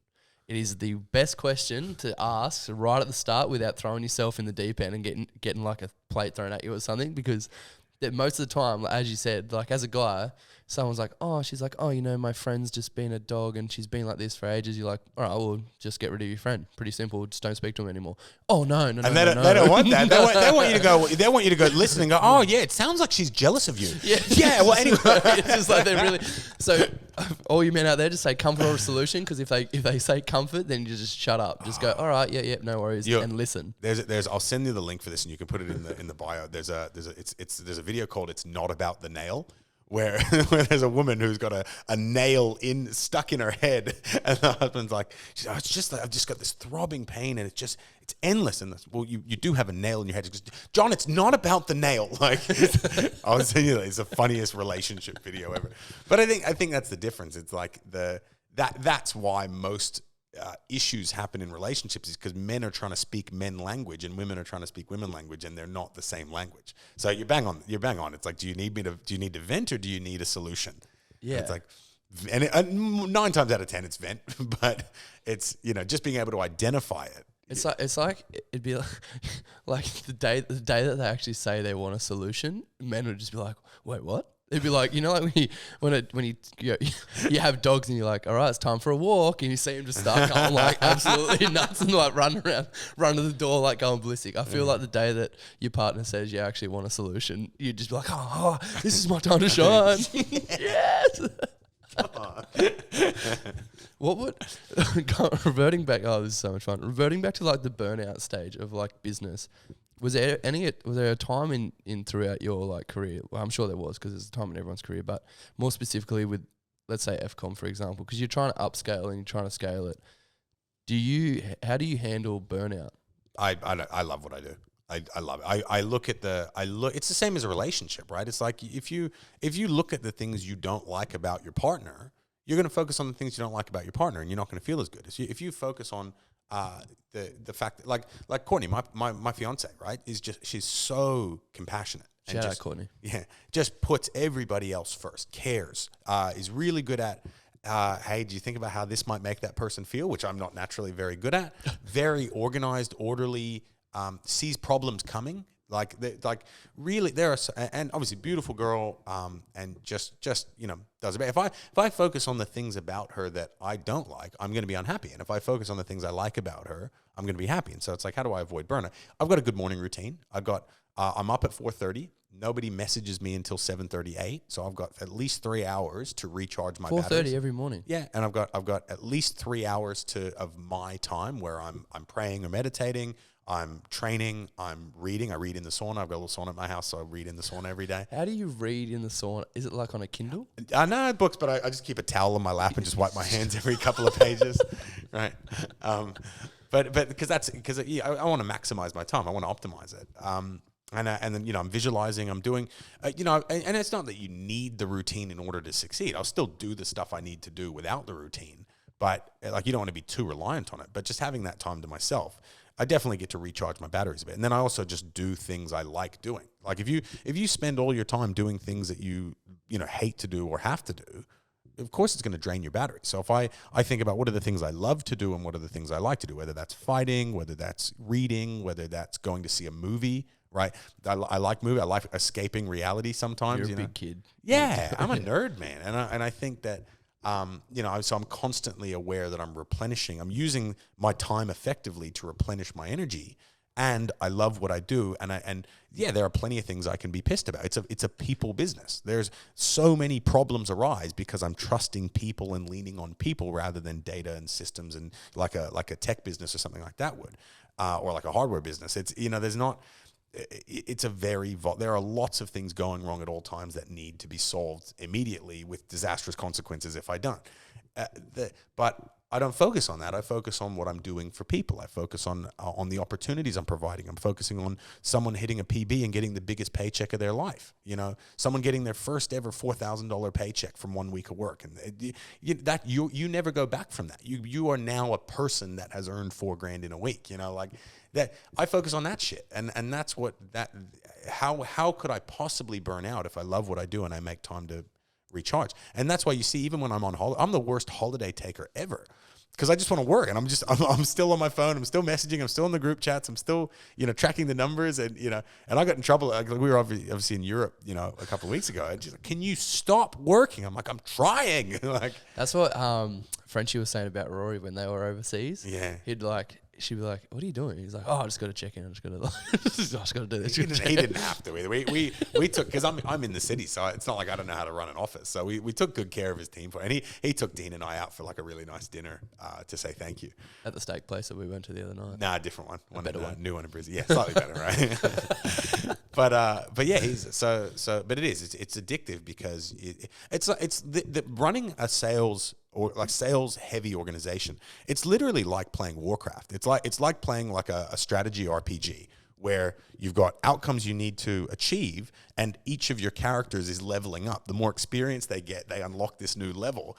I'm literally just playing a real life, like Fire Emblem, Warcraft, like strategy RPG. And it's like that. Those are my favorite video games to play. And now my job is that. And so if I just focus on achieving outcomes, solving problems, getting to new heights of achievement with the business, and having people level up and evolve and hit that next tier, that next class tier that they're in, like with the new weapons and armor, like if that's fun for me on the sticks on a Nintendo Switch or a PlayStation, why can't I just have fun with that in real life? Yeah, that's pretty good. I never looked at it that way, but it is like, look yeah. we are. Do you think that everything, this is like a weird, well, it could be weird, but by the sounds of it, it sounds like every aspect of your life has a position to, like, a role to play. So whether it be like Courtney, your partner, she has a role to play, probably like maybe keeping you a little bit like holding on to the reins, so to speak. If you start to like drift off too far, she'll pull you back in and be like, all right, focus on this or whatever. Yeah. And then within your job, same thing. You got like Rory, Zach, everyone else who around you. Do you feel like you just naturally created that over time, or is that something that you're like striving to achieve in all aspects of your life? I think I'm very lucky. I don't necessarily think I engineered any of it. I think I just happened to, because I've got friends and people that I've trusted and worked with that have done the wrong thing by me before, and I've got people that have, that haven't stuck by me through the hard times. I remember I had this is when back in the day. So Rory obviously is the basically the 2IC of the company, And at the time, we'd only had a small team. We had like 4 or 5 people, and we had a road trip against another team. So we sent our 3 best people up to Cairns to go head to head to sell. This isn't like my first. I think I was like maybe 6 months into the business, and I was flat broke at the time. Like I was trying to, not that I was pretending that I was rich, but you don't talk about it. But I also didn't deny it, and so because you've got to be able to build the dream for people and show them what's possible. And I saw the future clear as I see you in front of me now, and obviously lo and behold, we're here. But payday was on Thursday afternoon, right? And so we sent the guys up, and we flogged the other 2. So I sent Rory, this other guy Andy, who was my first rep from when I restarted the business, and Alex, who was a manager with us for a long time as well. But at the time, everyone was fresh, and I was booking them Ubers there and back. And we on the Thursday afternoon, pays hadn't come through from my supplier for some clerical error, and they booked an Uber, and I didn't have enough money to pay for it, and so the Uber bounced back, and I couldn't source money to go in time to pay for their Uber, and I just had to admit to them, I don't have it. I've got $17 in my account. Right, I think it was $16. I was 27 years old, started the business, 16 in my account, and they all knew that not that I was a fraud or that I was a sham, but that I was not in a place where they thought I was going to be, and it would obviously make people question the legitimacy of the role. And within 3 weeks, Andy had resigned, Alex had resigned, and Rory stuck by me. Rory was like, "Nah, I get it. I get it. I understand you don't have it now, but you're gonna, and we're gonna do it. We're gonna do it together." And lo and behold, for the last 2 months straight, Rory's averaged $6,500 a week into his bank account. I'm the one that puts it in there, like I see it. So being able to deliver when people believed in me, that's pretty cool. And so I had good guys. And obviously Alex ended up coming back when he saw how well Rory was doing, a year later. He's like, God damn it. And I love Alex to bits, man. He's always there. And Andy's actually still in the industry now as well. He's just started a team down in Melbourne. So even though those 2 aren't with me anymore, it's still their experience with me has a positive impact on their life trajectory. So I'm happy about that. But it's not that I've been that I've specifically intended the right people to hang around me, but I think the more I'm clear about my mission and my vision. My dad had an old saying. He said it's an old Greek saying, but he says the world stands aside for the man who knows where he's going. And for me, the more that I've been clear about what I'm going to achieve, how I'm going to achieve it, the more people that also believe in that are just gravitating, and people that aren't are getting out of the way. You know what I mean? Yeah, 100%. I actually noticed that when I first started this podcast. Like, if you speak with such determination and drive and, like, conviction, because people obviously believe in what you're talking about, most opportunities either present themselves or people just literally, they just get out of the way. They're like, well, I'm not on that trajectory, so I'm just not even going to try. But if they're good people, right, a lot of times what you'll find, and success really does breed success in that way, is if they're good people, that if they can't help, they'll find you someone who can. If it's like, look, this isn't something I'm going to be able to help you with, but I know this guy, Tim, right? And his wife, Brittany, runs this, really successful firm. And I think there might actually be a really good opportunity there for you guys. You're right if I introduce you? And now, even though they can't get on the train, they can't get on the bus, they can find you someone that can add some meat to the engine. There's definitely something to be said about that. And I do this quite often as well. It's like, if I don't know, I think in this day and age where everything's so accessible, everything just comes and goes and it's really fast, to have the not integrity, but to be like a stand-up guy and be like, hey, look, I can't actually help you out, but actively then go out and try help them in another way, either by putting them in contact with someone. That just doesn't happen very much. Like, even someone's like, oh yeah, I'll get back to you, I'll reply to you about something. They never reply. Or like, everyone's always like, no one really follows up with what they say they're going to do, is what I've noticed. And then as soon as you start like surrounding yourself with the right people, like everyone in this company, for example, you go, hey, can you give me a network call? Chris, for example, like the other day, I was like, oh, can we do a network call? He's like, yeah. And it wasn't until about like 9:30 when he rang me, and I was like, I didn't even think he was going to call me at that point. I was like, he must be going to bed. But yeah, still a stand up guy. Like, no, I'm gonna call and make sure I like follow through. And there's something to be said about if that's within yourself and that's a trait that you possess, you should be like that is something to be proud of because people just don't do it. It's funny that particular trait. So what you're looking for is being an executor, someone that delivers on what they say they're going to do, and that was something I myself, even Roy, like I wasn't that good at that because I'm not. I'm super extroverted and not particularly conscientious. So I'm. I used to be a lot more disorganized. I used to be a lot less. My follow up wasn't my best part of the game. But I realized I wanted to be somebody who was an executor. I wanted to be an executor. And so if I'm going to, I had to make a decision of this is the person I want to be, and then my actions had to reflect that. And so it's not necessarily a trait. It's more like an ideal because sometimes you don't want to. Sometimes I'll make plans and go, I don't want to go to those plans. I don't want to do that now. And it is very tempting to not deliver on your word. And I still don't get it 100% right. You're still going to let people down sometimes, but it's not necessarily a trait. It's more like an ideal of this is who I want to be. This is who I am, right? Perfect example, right? So, and I've never been a particularly materialistic guy, right? But I set a goal for myself a long time ago. I wanted to buy, there was a very specific Rolex, and I made a deal with my supplier at the time that if we were, when we expanded, that I was going to have the number 1 and number 2 office in the country, actually in the world, because they had American teams and Irish teams as well. I want to be the number 1 and number 2 office in the world in the same week at the same time. Really, really hard to do, right? Against like killers in the industry. That he would give me a Rolex. And I busted my ass for 2 years and I did it. And then he didn't pay up. And so, that's where we were having disputes already. It was very disappointing for me. But I was like, you know what? I've made enough money, and this has been a goal for me for a long time. I'm going to get it. And so I went out and I got it. And for me, it was like, and every time I strapped it on, every time I'd wake up and I'd put it on, it was like a little reminder of like, I did that.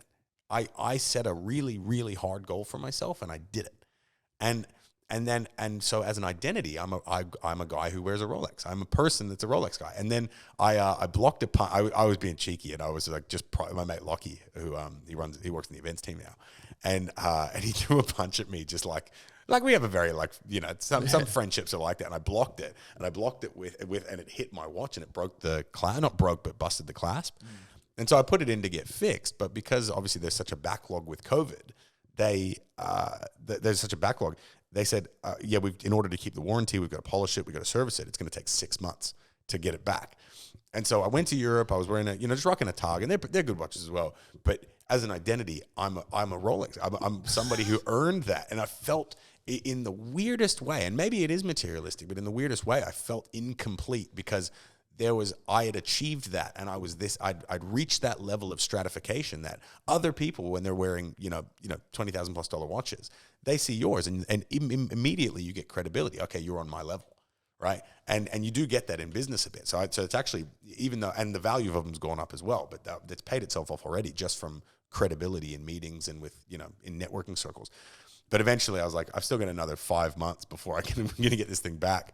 And I just caved. So I had to buy, I just bought another one. I was like, I just need. What's the I've seen like videos on TikTok of like the process of buying a Rolex. So apparently you can't just go into the store. Like in the store, they have them on display, but you can't actually buy them in the store. Like you have to go through like a process. So, and this is, and if, because this is a really good business lesson in general, right? Is when demand goes up, cut supply. Demand goes up, cut supply, raise your prices. Because the worst thing that you can do, so for instance, Hublot went the other way. There was more demand for Hublot watches, right? And they increased the supply, and now the resale value of Hublot watches is below the retail value. Whereas Rolex has done the opposite, kind of like what Tesla did. Toyota's done it too. Yeah. If you go to try get like a 79 series, there's a 2-year backlog. Yeah. Well, so if you want to get a new Rolex, you've got to wait a year. So you buy it, and then you got to wait 2 years, and then you get it. But the moment that you receive it, it's worth $5 or $10 more than what you bought it for. And so, but there is a good resale market that on Rolexes, but you're going to pay up to 1.5 times the retail price if you don't want to wait for it. So it's a very clever business lesson. I think one day I'd like to get a Rolex. My favorite is the This one's a GMT, but the other one's a subby. The other one, like just a real clean, not the gold one, but you can get like the silver one. It's just got like a green face, but it's like it's got the different band on it. It's the Jubilee bracelet. Yeah, I think so. I like the really clean, like the Sky Dwellers. Yeah, Well, that's where it's at, I think.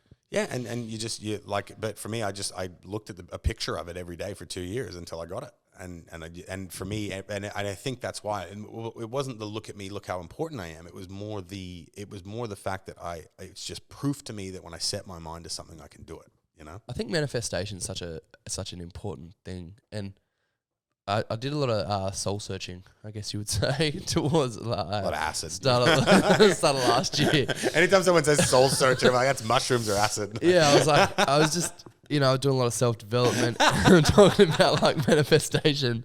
But it is true. I think there's so many different methods you can use for manifestation, but one that I do believe in is like, if you want something, so whether you print out a photo of that watch and you have it stuck on your wall every day and you just look at it, it is a constant reminder that if you like keeping it in your head, you're gonna start achieving your goals just out of habit, because that's always there. And a friend of mine has a website of his that he uses, and it has like his car that he wants to buy, and then it's got like a list, and it's like big goals, micro goals, and how to start like even smaller goals. And I think that's important to break all your goals down rather than just go, hey, I want to get a Rolex, but you got like no money in the bank. I was like, well, how am I going to get? Yeah, you need incremental targets on the way. You get a bit of a drop off in motivation after about 2 to 3 weeks. So if you set a goal, it's called hyperbolic discounting is the term. So if you set a goal, let's say you go for, you're really motivated for about 2 to 3 weeks, and then that motivation will dip. And so what you really want to be giving yourself is 2 to 3 week incremental targets on the way. So if you're saving for something, I want to be at, let's say I'm saving $1,000 a week. Well, I want to have $2,000 in that savings account in 2 weeks' time. Great. I want to have $4,000 in that account in 2 weeks' time. Great. I want to have 6, you know what I mean? So being able to tailor around 2 to 3 week increments, super beneficial for goal setting. But the upside of what you were talking about with, I guess, visualization and visual reminders, there's actually 2 scientific benefits to it. It's not just airy-fairy, the secret, whatever. There's actual science that goes into it. So number one is that it hijacks what's called your reticular activating system. You might have heard of it. It's basically the part of your brain that, like if you were, like right now, if you've got all these different lights, you've got birds outside, you've got traffic, you've got aircon noises, you've got, this feedback on the mind. If your brain took it all in at once, you'd have sensory overload. Your brain would implode.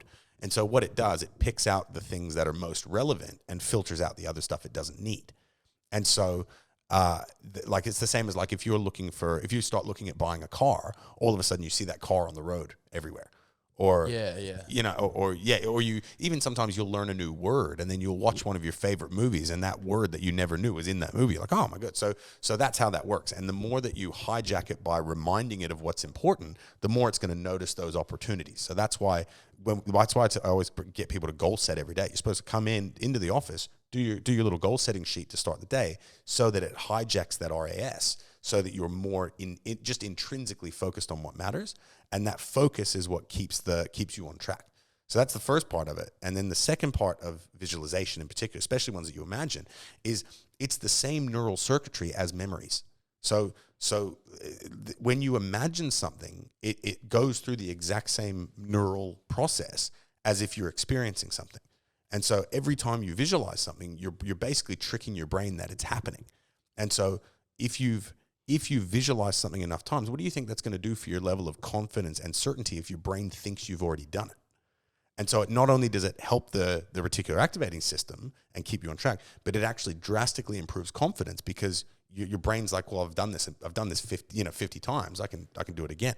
And so for me, my goals, I literally had a visualization routine to the frame that I used for like 3 years, and then I did it.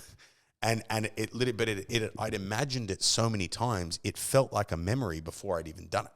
And so that's the benefit of actually having something you can see and visualize. Like if you want to buy a car, if you want to buy a luxury car, go to the dealership and sit in the car. Sit in, put the seatbelt on, and just imagine yourself driving to a conference or to work or something important, and knowing what the leather feels like, knowing what the car smells like, knowing where the ignition button is, knowing that stuff, it makes it a clearer picture, and it's going to be easier for you to picture yourself in that. Do you know what I mean? Yeah, for sure. We went from Bermuda, you went to America, you did wrestling, then from wrestling you came to Australia, did MMA, then you did your stripping. After the stripping, where did you go from there? Like, did you then go into door knocking? So what actually so this is funny. So I was working, because obviously when you're fighting, you need to train in the daytime, especially if you're fighting professionally. And so you want a job that you can work at nights. And so I was doing nightclub promoting at the time. And I was just leaning on the railing. Like, so there's a big set of stairs that came down, and then a little plateau, and then some more stairs, like just maybe 4 or 5 more stairs. And so I was just sitting on the railing and minding my own business. And all of a sudden I just feel these hands grab my shoulders and pull me back over the railing. And I managed to catch myself on the rails. And, but my head came like that close to the concrete, like at like full speed. And I get up, and there's these 3 like African guys, there. And just like, they looked like they would just wanted to fight me for no reason. And obviously I'm hopped up on adrenaline. And the one that pulled me over was obviously closest to me. And I just gave him like an uppercut from it, like a Super Mario, like boom, right? And it was actually pretty cool, because obviously he was at the top of the stairs, so it literally sent him flying like through the air down to the bottom of these stairs. It was like one of the coolest things ever. But I instead of hitting him with my second metacarpal, I hit him with my with my third, I hit him with my fourth. So I broke the bone on the back of my ring finger. Because what happened is there was the little, like, is it hurt? And I was like, ugh. And there was like a little white bubble on my hand, and I pushed it and it went away. And I was like, well, that's not good. Turns out I reset the bone perfectly. So then, like, just by doing that, I was actually pretty lucky that I did. But the hands take forever to heal, like forever to heal. And I was actually the Ultimate Fighter was the first Australian versus English Ultimate Fighter, was like a week out from happening, and I'd made it down into like the top 10 of the 8 that they picked. So there was 2, and obviously broke a hand, so I had to pull myself out of the competition. And the other guy was Corey Nelson, who he was the guy that knocked out Alexander Volkanovski. So Volkanovski's one loss, because this is back at welterweight. So remember, Alex used to fight at heavier weights, but I don't think his police check came through clear. So he didn't get to go on the show either, because he wouldn't have been able to get a visa. Yeah, okay. So I think we were the 2 that were snubbed, and then the remaining 8 got through. But hands take forever to heal, and I ended up getting fired from the nightclub job not long after either, because I was doing a thing called greasing the door, where I didn't know at the time, because I just thought it was extra money, but because I was good at getting the line packed, because I was like, you guys coming in, it's awesome, whatever. Because my job was basically get the line busy, find the pretty girls, get them in for free. And so I had a bit of wiggle room, but what I found is I'd find the guys from like Melbourne or Sydney that were up that looked like they had some money, and I was like, hey, you guys coming in? They go, oh, probably the line's too big. I was like, yeah, put $50 each in a hand check, I'll walk you straight through. And so I was making an extra like $400 or $500 a week just doing that, sometimes more. And but then obviously they found out, and they obviously had to fire me because of breaking the law. So so I ended up, like, literally 2 days later, I'm like, well, what do I do? And I just ran into this random guy in the casino. Like just not that I'm like a big gambler or anything, it's just the place to be, right? And we just kind of gravitated to each other, and he just walked straight up to me and he goes, are you in sales? I go, no. He goes, you look like you'd be good at sales. I go, thanks. He goes, want to do sales? And I was like, yeah. It's okay. What are we selling? He goes, cerebral palsy. I go, what's that? I didn't even know. And that's how we got into my first ever job. And because I went in and met the boss. So that was on like the Saturday. Went in and met his boss on a Monday. And this is back in the full commission day. So rather than getting a wage, you would get like a commission per sale. And if you didn't make any sales, you wouldn't get through. Because remember how the fundraising works. So the charities, they set a marketing budget at the start of the year, and non-for-profits, they're not allowed to have profit left over. So if they set that marketing budget, they've got to spend it. And this is why I like face-to-face, is they actually, every dollar they spend on face-to-face with a good company, they actually get like $3 to $4 back. Yeah, I was about to say that's probably something I want to clarify, because the door knocking industry has such a bad rap in terms of like when you go to a door, what people assume straight off the bat. So I don't know how much you can say, but like in terms of like the fundraiser, so non-for-profit charities who obviously we work for. We do other stuff as well. We do lotteries. We do, there's other things. We're just a subcontracted sales and marketing team. So maybe more specifically for not for profits. Yeah. Can you explain how the budgeting side of it? Because most people think that when we knock on a door and we have to sign someone up, that their money that they're obviously signing up with is going somewhere else, like it's not going to like helping a kid out or something like that. No. So that's on us. So we don't work with any charities that take more than 10% administration fee. So that's getting your CEOs paid and all that kind of stuff. We want to know that most of that money is going to the kids. But let's say a charity will set aside, let's say 20% of that will go towards marketing for the year. Well, they could spend it on a TV ad, and the TV station takes their money and they get maybe 2% back. People don't call up and go, yeah, let me give you my money after seeing an ad, right? You can do the same with radio. You can do social media. Good luck with that. But the only way that they get ongoing donors is when somebody connects with them in person. The average person's exposed to about 3,000 pieces of advertising per day.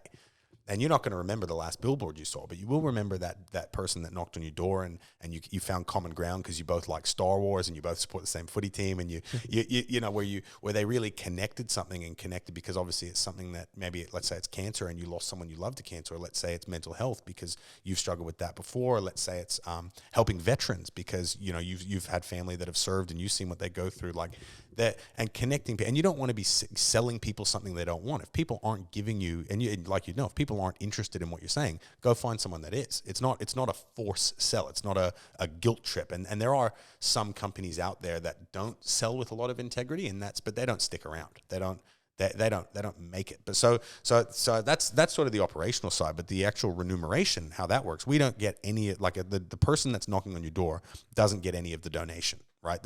They get paid from the pre-allocated marketing budget from the start of the year, the same way that a TV station would get paid to air your ads. The difference is it's social media. The ROI is about 24%. So if I give you $1, you're going to give me back $1.24. TV, I think, can be as low as 2%.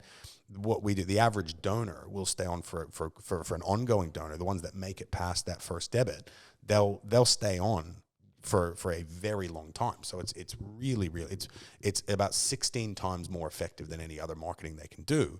But you also run the risk of brand damage, because if you've got some cocky wanker that pisses someone off, and then they go on social media and say, look at this guy. Let's say you've got someone smoking in uniform when you're on, representing a cancer charity. There's a lot of risk involved for them, and there's also a lot of risk involved for the charities if the people that are fundraising are low integrity and putting people through that they shouldn't.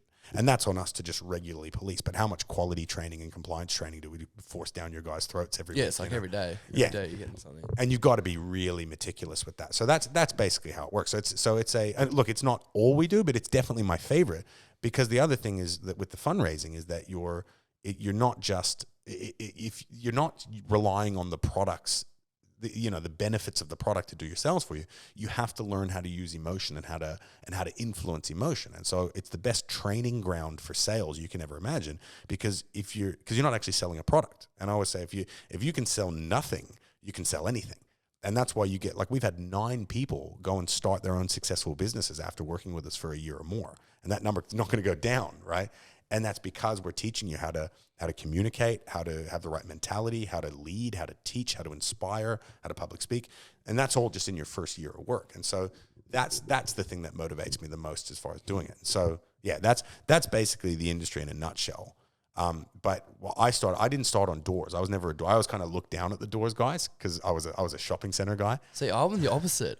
You would never catch me in a shopping center at all. Yeah. So I know what I'm like. If I'm trying to go to the shops, I don't want some guy annoying the hell out of me. I'm like, I just want to go buy my food and go home. It's a little more transactional, the shopping center ones, but you can just get in the zone. And when you're in the zone, good luck saying no. When you've got someone that's like 5 sales in, 5 pledges in, and you're like, you're on a roll. But the guy that trained me, so I met up with the owner, and the owner said, he goes, look, what we do, we generally pay half commissions and give you a base wage just for your first month. And then after that, we'll generally look at transitioning to that full commission. It's like, yeah, but you get paid more if you're on full commission. He goes, yeah. And I go, So why would you pay me if I'm not making you money?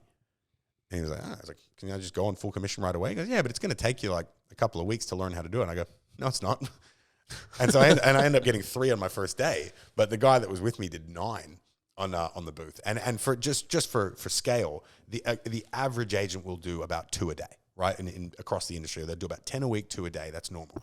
But because I hadn't really been exposed to it before, the guy that was with me, he did 9 on my first day, right? I ended up finishing the week on 16, just from like Tuesday to Friday. And then and we had a good time, and I definitely got the hang of it. And then on the Friday, he goes to me, we're going to be in Logan Hyperdome next week, which is just a normal like garden variety center, right? But I didn't know that. And he goes, I reckon we can do 100. I reckon we can do 50 each. And I was like, okay. And there's a thing called Pygmalion theory, where the standard that you set for people is generally what they'll operate to. And because nobody told me that wasn't possible, that next week he got 49 and I got 51 in my second ever week. So which is obviously, there's a good lesson in there about the standards that you set for people when they start and things like that. But after that, I was hooked. I loved it. And so, and from then, went and did, I went and I broke a lot of records. I think I did about 9 months there. But then I had a degree, and I was like, you know what, this is a fun short-term job, but it's not a legitimate career. It's not, I'm going to go get a real job. And so I left that. I went and got the job that I thought I wanted, which was working in advertising and marketing, because I started originally doing copy and helping create the ads. And then I saw, but I've got some sales ability as well, so I want to sell there. And I just, no matter what I did, I didn't like it. Nothing was as fun to me as working in face-to-face fundraising and face-to-face sales. And so did a few other things, had a bit of tragedy happen and stuff. So I spent about nearly a year just not working. I had about 60 grand saved, and I just spent it and didn't work. Just because I didn't process everything very well. But then I ran out of money, and I was like, well, I need to make money quickly. And a mate offered me a role to open up, basically basically start my own business as a fundraising team, but under him as a subcontractor.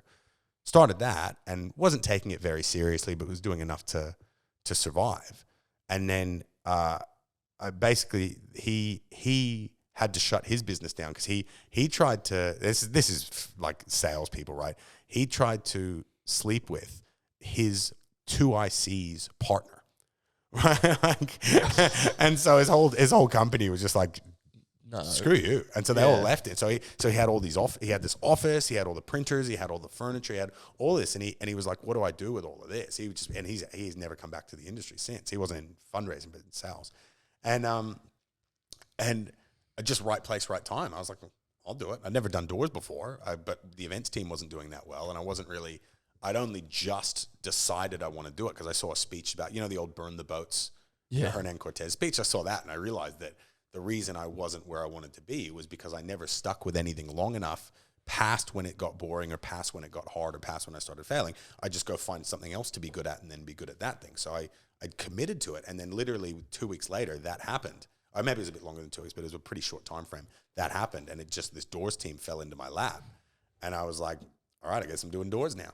And that's how the company started. And it was me, it was Alex, it was Rory, and then and Dean came along not long, Dean, not long after, and we just screwed it up in every possible way until we did every possible thing you can screw up. We screwed up, but we just made a decision we weren't going to screw up the same way twice. And so we've just found it's like a Thomas Edison quote. He said, he goes, I haven't failed. I've just found something like this. I haven't succeeded. I've found 1,000 ways not to do it. Yeah. And it's something along those lines. And for us, I think every possible thing you can do wrong, we've done wrong, but we don't do the same things wrong. And business is like business is like a maze. You know those garden mazes? Yeah. It's literally like a maze. Like you can walk and go, oh, that's a dead end. Or you can walk, oh, that's another dead end. Until you eventually find your way out the other side. Like that's a good analogy, actually. Yeah. It's like there's so many turns you can take, obviously, but they're not always going to be the one. You just got to be able to deal with you've got to be able to deal with the consequences, because for me, I thought I knew how to run a business because I could sell and I could teach people how to sell. And in our first 2 years, I ended up running us $200,000 into debt. The business was, I was 29 years old, $200,000 in debt. Imagine waking up and knowing that you were weight. negative, you were minus 200 G's, you know, like, but we ended up, but we finally got it to click, and we finally figured out how to run it properly, and I clawed my way out of that pretty effectively, and obviously now we're in a pretty good place. But that's kind of my cautionary tale for people on, you know, if you've got an opportunity to learn from someone else and then start a business, do that, because I promise you there is a lot more that you don't know that's going to come and hit you in the back of the head. It's funny that you say that, because this is what I was going to lead into now that you said that. So for me, for example, which you definitely know, is that if you're, I don't know, I guess like a bit of a bull mentality or taking on someone's advice, actually it wouldn't really matter what personality you have if you take on someone's advice or not. But I find for me is like, if someone's giving advice, it's so hard to just put your ego to the side and just accept it for what it is. Like, because there's a thing for me personally, it's like I'd rather make the mistake myself to learn from it, but it's the stupidest way, because it's like not very time you're just effective like, though, is yeah, it? you're just like, so like something I had to learn working here, which I'm grateful for, is that it's like, just shut up and just listen to what's actually, like, actively listen to what's being said, and like put your ego aside and go, okay, yeah, actually that makes sense. Well, it's tougher for, look, there are certain personality profiles that have it's really the agreeableness that you're looking for. If someone's low agreeableness, there is a propensity to not take on feedback, but you've got to understand it's generally an alpha trait to you know, if you're positioning yourself socially, because that's all we're doing. We're all positioning ourselves in the hierarchy, and anytime that you're accepting teaching from someone, you're coming in at a lower level, right? And what's one of the things I do. I've pissed a lot of people because I just love teaching, and sometimes I give people advice that never ask for advice, and they think that I think I'm better than them, and it's not. That's one of my things. I'm working on it. I'm trying to get better with it, you know. But you know, on the other side of that is the reason that people don't. The reason that you might not want to take advice on is because your brain is trying to put yourself in a pecking order, because the higher you are on the totem pole, the more, you know, evolutionarily speaking, the more access to mating you've got, the better access to food you've got, the more protected you are. The lower down the totem pole, the more likely you are to be expelled from the tribe and die, right? So there is a real survival reflex in admitting failure, in taking on feedback, in, you know, not wanting to put yourself out there and try new things. It's very understandable that people would want to feel that way. And so it's not a natural instinct that people should have to be like, yeah, thank you for the advice. Unless, for instance, you know someone has clearly done all the things that you want to do and you're happy to defer and say, I respect them. But to get advice from someone that's close to an equal, your brain's going to resist that every time. But the secret is you just have to understand that your brain, if it's trying to defend you, that's in a deeper part of your brain called the limbic system, your mammalian brain, where it's a subconscious thing that you're naturally defending yourself. But you can override that by, it's literally 2 words: thank you, right? So if somebody's giving you advice, if you just train your brain as a habit, if someone gives you advice to force yourself to say thank you, even if you don't want to, it immediately puts you in a feedback state, and you can defer your ego and listen. But you just have to understand that there is going to be some resistance for about 2 or 3 weeks until you form that habit correctly. But now I could get advice from like someone in their second week and go, hey, this other company I work for, they do this thing. The first thing I'm going to do before anything is I'm going to say thank you. And then my brain, rather than defending my ego and not taking in the information, because if you're defending, you're not taking in, it's going to go, let me take, and it may be rubbish advice, but at least my brain's taking that advice and I might take one little thing out of it. Yeah, I definitely think you find clarity in the weirdest pieces of advice. Like, same thing like when you said that the other day when we had that meeting, and you're like, I never thought about it. Like I knew that I would resist just naturally. I think it was just from like a survival thing. It's like, who are you to like, my like perception on it was like, who are you to tell me something that I probably already know? Or even if you do know it, the same thing, your ego is there and you're like, I already know that. Like, why are you telling me? Like, I don't need to listen. But then when you take a step back, actually say thank you. Like when I went away from that meeting, I really thought about it and I was like, I really do this. Like, I wonder how many other times I have done this. And I've probably made someone else feel inferior because I didn't just go, yeah, actually, that's good, pretty good advice. Thank you for that. Like, And it was a really, really good life lesson that I'd learned because I'd been thinking about it for quite some time, didn't really know how to articulate it. And then after that, I was like, oh, I must have done this. I've done this so many times to people, and I've never really actively listened. Well, this is where the head fuck comes in, right? Because if somebody is giving you feedback of any kind, whether that's advice, whether that's criticism, it's something designed to help you. If they're giving that to you or a lesson, and you refute that, like what they're giving you is a gift. They're giving you a gift. So imagine I went and thought, you're like, oh, this watch, he's going to love this watch. And I brought you a watch and you said, no, I don't want that. I don't like that watch. I don't wear that. I'm never going to give you a gift again. And the same goes for feedback and advice. The people that use advice, the best thing you can do if someone's giving you good advice is you use it, because then they're more likely to want to get, because the best thing I can see, if I give you some advice and then I can see you using it, I'm like, oh, cool, ROI. I'm getting return on that investment. That's good. And then I'm more inclined to give you that support. So if you want to get promoted faster, the best thing you can do is be good at taking feedback on for any role. Or networking. I think networking is another key. Like calling the most random person you've never spoken to before and asking them a question about something completely, even if it's off topic from what you do, because as we've said throughout the podcast, is like different activities or like business jobs or whatever that you've done, you've always taken something away from it. So it's no different in terms of call someone, like my uncle, for example, works in gutter guard, but he also works in sales. But if I ask him something about business, he might have a complete different outlook on it than what I do. So I'm like, oh yeah, I can take something from that. You don't have to take all of it. Even if you only took 1% of that advice, that's 1% further than what you were. Sometimes as well, yeah, it's a very good point. But sometimes as well, like they have a real objectivity. Like do you ever let's say you're texting a girl or guy, depending on your preference, right? And that you really like, right? And you're like trying to craft this perfect. It's like trying to defuse a bomb. And let's say your mate's there with you, and mate, let's say he's a bit smooth, right? And he'll just give me the phone, and he'll just write you this like masterpiece, and then you hit send. But you'll probably end up doing the same thing for him. He's got this girl or guy that they really like, and you can give me that, and you can write that same masterpiece. When you're in it, you're too involved to really see the easy solution right in front of you. And I think that's the other thing about being able to call people and outsource your problems is they're not involved in it. And so they can just be like, have you thought about this?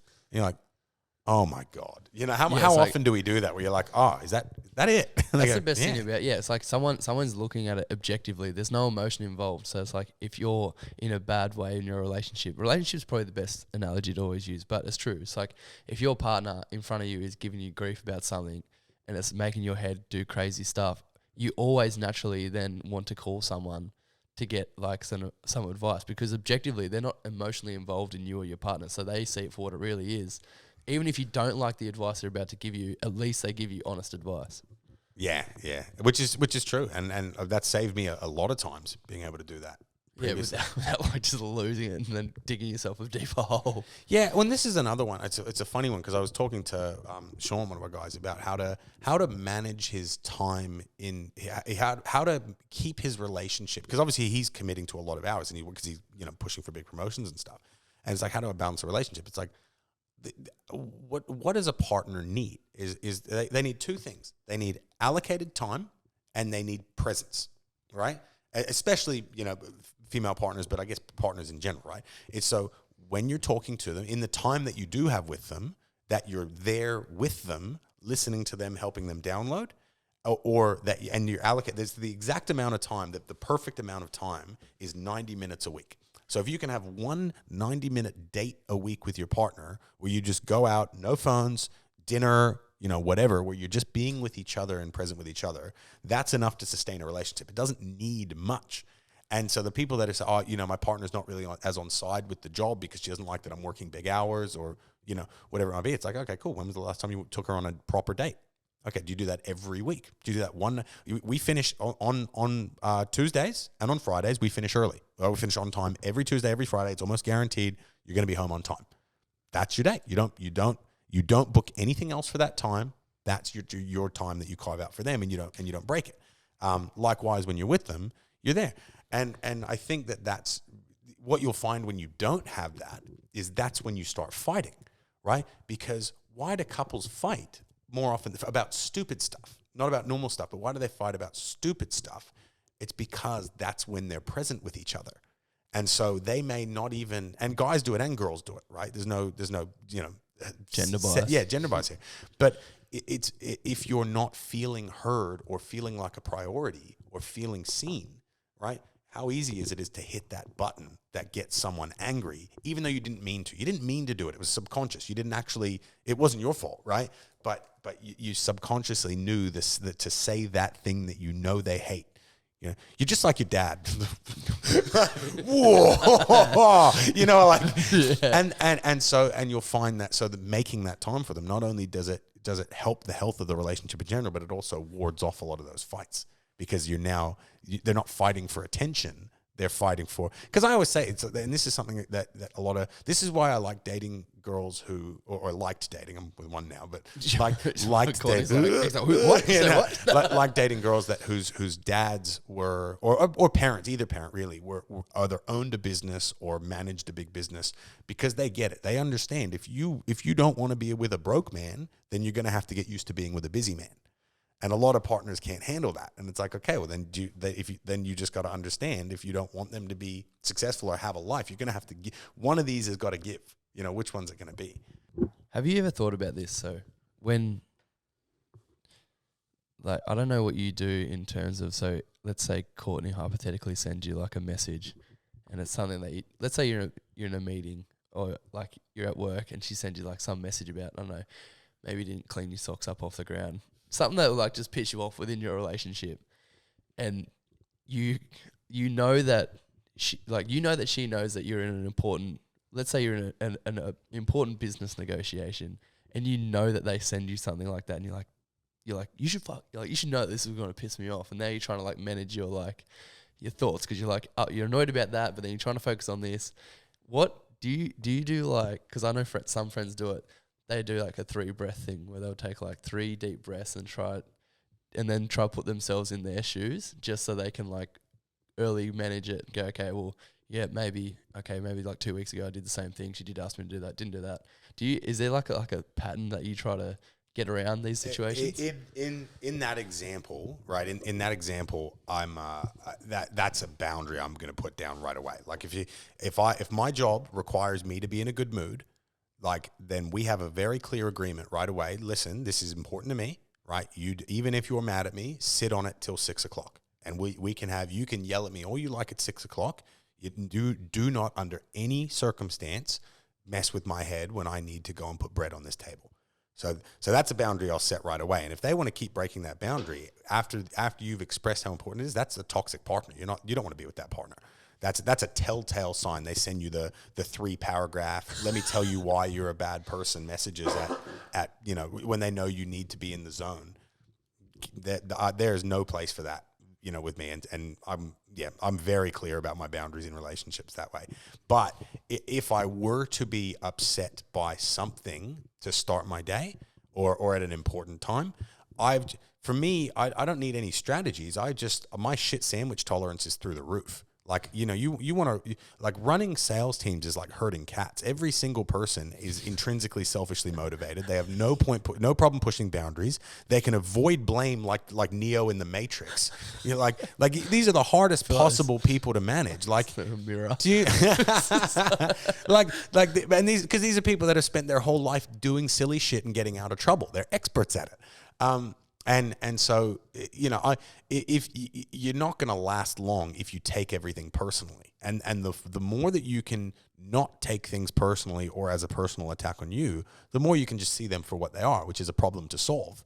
And you just get better. So I call it shit sandwich tolerance, because the more responsibility you take on, the more shit sandwiches you got to eat. And I'm just really good at eating them now, and I can ask for more, and so, that's essentially, like, there's not a specific habit or trick that I use to calm down. I'm sure there's plenty of good stuff on YouTube. Like, there's pattern interrupts you can use, and state breakers and state anchors, and there's plenty of cool, useful stuff. But for me, the what gets me better at dealing with problems is more problems. So just take on more responsibility, eat more shit sandwiches, and then you'll get an appetite for them. if you if you had to summarize door knocking, so if you had a group of people, you had 30-year-olds, 25-year-olds, young people, and you had to summarize door knocking to get every single one of them to sign on, how would you describe it? Work really hard to have the best year of your life and achieve whatever you thought was possible for yourself. Simple. I like it. It is. It's when have you ever grown as a person in comfort? The only things that I tell people this through the interview process. Like my cousin's husband, the loveliest guy you've ever met in your life. He's like a 6'5", 160 kilo big Samoan guy, right? And his job, right? He's security at a hospital, and every so often there's a crackhead that comes in that he's got to subdue, right? He doesn't have to do a lot of it because he's a big, giant, scary man. Loveliest guy you've ever met, like great bloke and awesome family, but 80% of his time he's in a golf buggy driving around a hospital. Yeah. If there's a spectrum of job comfort, that's as close to the top as you're going to get, right? But he's also not going to. There's not a lot of growth potential in that role. Whereas if you wanna learn the communication, leadership, and mentality skills that you need to be able to run any business or get any high-paying sales or leadership role in the future, you give me the best 12 months of your life, and I will guarantee that you'll look back and say that's the best thing I ever did. And it's hard, and other people don't want to do it, right? Because you're facing rejection, you're doing 10 to 15,000 steps a day, right? There's a scoreboard, so people are going to know if you don't do a good job, which a lot of people don't like. It's daunting, it's scary, it's hard, it's going to test you, right? One of my favorite quotes, my mate Connor told me right when I first started, he goes, if you don't feel like quitting this job once a month, you're doing it wrong. Because those moments that test you, where you get so frustrated that finally you start getting leverage on those things that you should have changed 5 years ago, that's what makes you into that person. It's not about the job. We could be selling toilet rolls, right? Toilet paper rolls. It doesn't matter what we're selling. It doesn't matter how we're selling it. It's that there's a game. So we've got to set you targets that you then have to hit, and that you're accountable to and make you learn the skills. There's a team, so a supportive group around you that makes you aspire to be more, gives you belief of what's possible, and picks you up when you're down and doesn't judge you, right? So that you're not scared to try new things. And there's a scoreboard. If you aren't doing something right, you're going to get the repetitions of that thing that you're supposed to be doing. You're going to go, oh, that's right, I should have been doing that thing, and you're going to learn it and you're going to do it. So to define door knocking or working in this company, it's going to be the hardest, best year of your life, and you're going to be able to do anything you want after it. I'm very passionate about it. No, it's good because that's the reason. I think it's an industry that doesn't get enough light, and it's had such a bad stigma for a long time now. And I think if I was to like summarize it to someone about life, I'd say either go do door knocking in sales or go to the military, or do both. Because I think the double dip's working all right. They both give you foundational skills that you can never master sales. Like, you'll never master it because you're consistently dealing with 50 different personalities, 50 different, like, there's so many people that you interact with, and you can have like the week of your life and hit like, I don't know, 30 sales, 20 sales, whatever it may be. And you think you're like, oh, I've tapped it. I've mastered. There's always a bigger fish, man. There's always someone out there that's going to beat you. Yeah. Like. Or then you get that shitty message from your partner or your family member or your friend or whoever. And then all of a sudden your mindset has changed and you're not feeling as good as what you were the week prior because everything was going well. So then you're like at these doors trying to maintain your attitude. And there's all these different elements of the day that are going on, and you're trying to you can never win. It's like something like, it's not like, all right, we're going to go build the shed. The shed gets built in 2 weeks. You're like, all right, the job's done. Yeah. That's an excitement. But the upside of that is there's always something forcing you to get better. And that's my favorite part of it. It's that crucible. It's there. That is, it's like how they make katanas, like Japanese steel. Why the Japanese were so feared against the Chinese? So the Chinese, you ever notice that all the Chinese swords, they had like red tails on the back, like red flags on the back? Yeah. It's because the metal was so poor compared to the Japanese steel. They had to try and distract you with all these like spins and because if they ever actually caught the blade, it would snap them in half. And the way that you make Japanese steel is you heat it up really hot, you beat it with a hammer, you fold it over itself and you beat it up and you keep it nice and hot and you're constantly folding, beating and beating out all the impurities in that iron to make it that steel. And that's, to me, that's what success in sales or success in business is. It's you're just getting folded and beaten and folded and beaten. And in that process, you become the person that you look back on and go, God, I'm so glad I went through all of that shit. You know what I mean? Yeah, 100%. We're coming to the end of the episode. So there's one last question. If someone was trying to find, I guess, a good advice in sales, because I feel like, there's so much out there, like Jeremy Lee Minor, I think. Awesome. He's the guy. He's the guy he's got some funny things, very similar to you actually. He's like just says real outlandish stuff. But because of the way that society is with social media, you can access so many different levels of information. However, that information might not be absolutely correct. So do you have any like go-to like pieces where you're like, all right, I know I can find valuable information off Jerry Lee Minor, but I can also find it from XYZ? If you're in sales or wanting to get into sales? Yeah, just wanting to get into sales. But I mean, the best thing that you can do by far is find the best performer in your company or in your industry and annoy the living shit out of them. Like that's because when people say, "Oh, they teach sales," she teaches sales, he teaches sales, whatever, right? There are 15 different types of sales, and they are all totally different. Right, there are some common threads. You will need to the way that you think about objections, the way that you build rapport with people and get on common ground with them, the way that you can mirror and match. There are some transferable skills, but the way that I lead generate for an advertising agency is going to be 50 times different than the way I sell a car, and that's going to be 100 times different from the way that I fundraise, and that's going to be 8,000 times different from the way that I will sell a software package to a business. Business sales is not a one size fit all. And any sales guru, pretending that they can solve all your sales woes, no, they don't know your industry. And even a good sales coach that goes into businesses, what they do, the skill is in doing this, but all they're going to do is shadow the top performer for a day, then extrapolate all the things they do and sell and teach it back to you in a teachable format, right? And so the best thing that you can do as far as leveling up is go to the best person, right? Exactly what I said before. Every time they tell you something, remember, because most salespeople are ego guys or girls, right? When they teach you something, make sure you go, "That's awesome." Like make them feel important when they're teaching it to you, so they like teaching you, and actually deliver every time. And the more they see you leveling up, they can take credit for your success. They're going to keep investing in you, and that's how you become the top performer.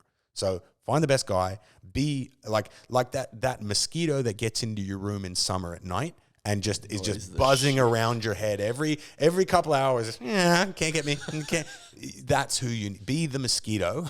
Be the mosquito, right, to the best performer, and that's the best thing you can do. Amazing. All right. We've come to the end of the episode, Mr. Barrett, or BDB. BDB.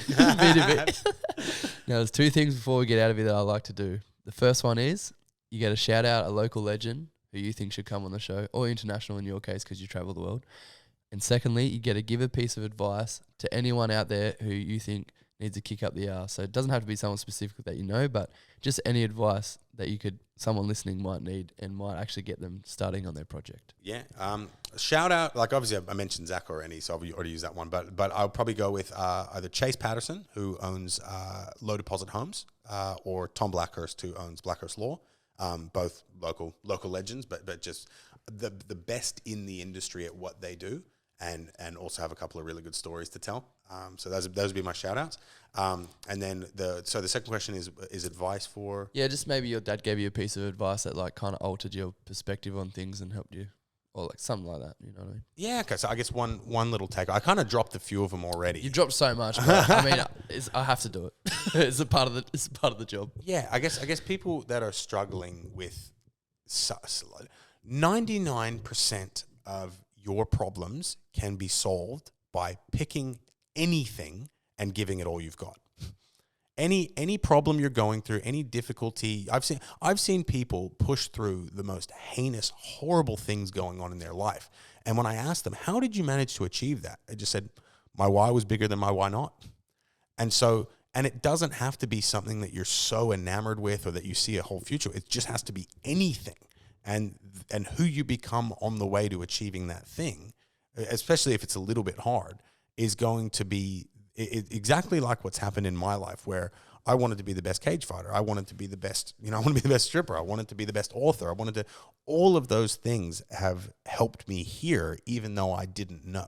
And so if you're struggling with anything or going through anything, the last thing you're going to want to feel like doing, because when you're feeling depressed or you're feeling down, your brain actually shuts off serotonin so you don't stand out. It literally makes you less active. So it's going to be the hardest thing that you've ever done, picking something to go and aim at and level up at and be better at. But doing that one thing will solve everyone, or close to, not solve, but will lessen the impact of all your bullshit and give you something to help you become who you're capable of being. So pick something, give it everything you've got. Best of luck. There you go. Well, this has been another amazing episode of Creative Appetite, everyone. Massive shout out to Barrett for coming on. You're an absolute legend and also a good boss. I try. I don't use that word. I hate that word. Oh no, that's why I use it. Because you can get away with it, you cheeky bastard. But for everyone else, look, a couple of housekeeping rules. I am doing a live podcast on the 8th to 10th of September up on the Sunshine Coast with the SCF boys. If you listen to the podcast regularly, you'll know who they are. So if you want to come down to that, come watch me do some talking of the words. I was going to swear them, but you just come see me talk absolute nonsense. And for everyone else, if you're just listening across the world, hang around for the next one. Like, subscribe, tell your grandma about it, and most of all, be kind to everyone. See ya.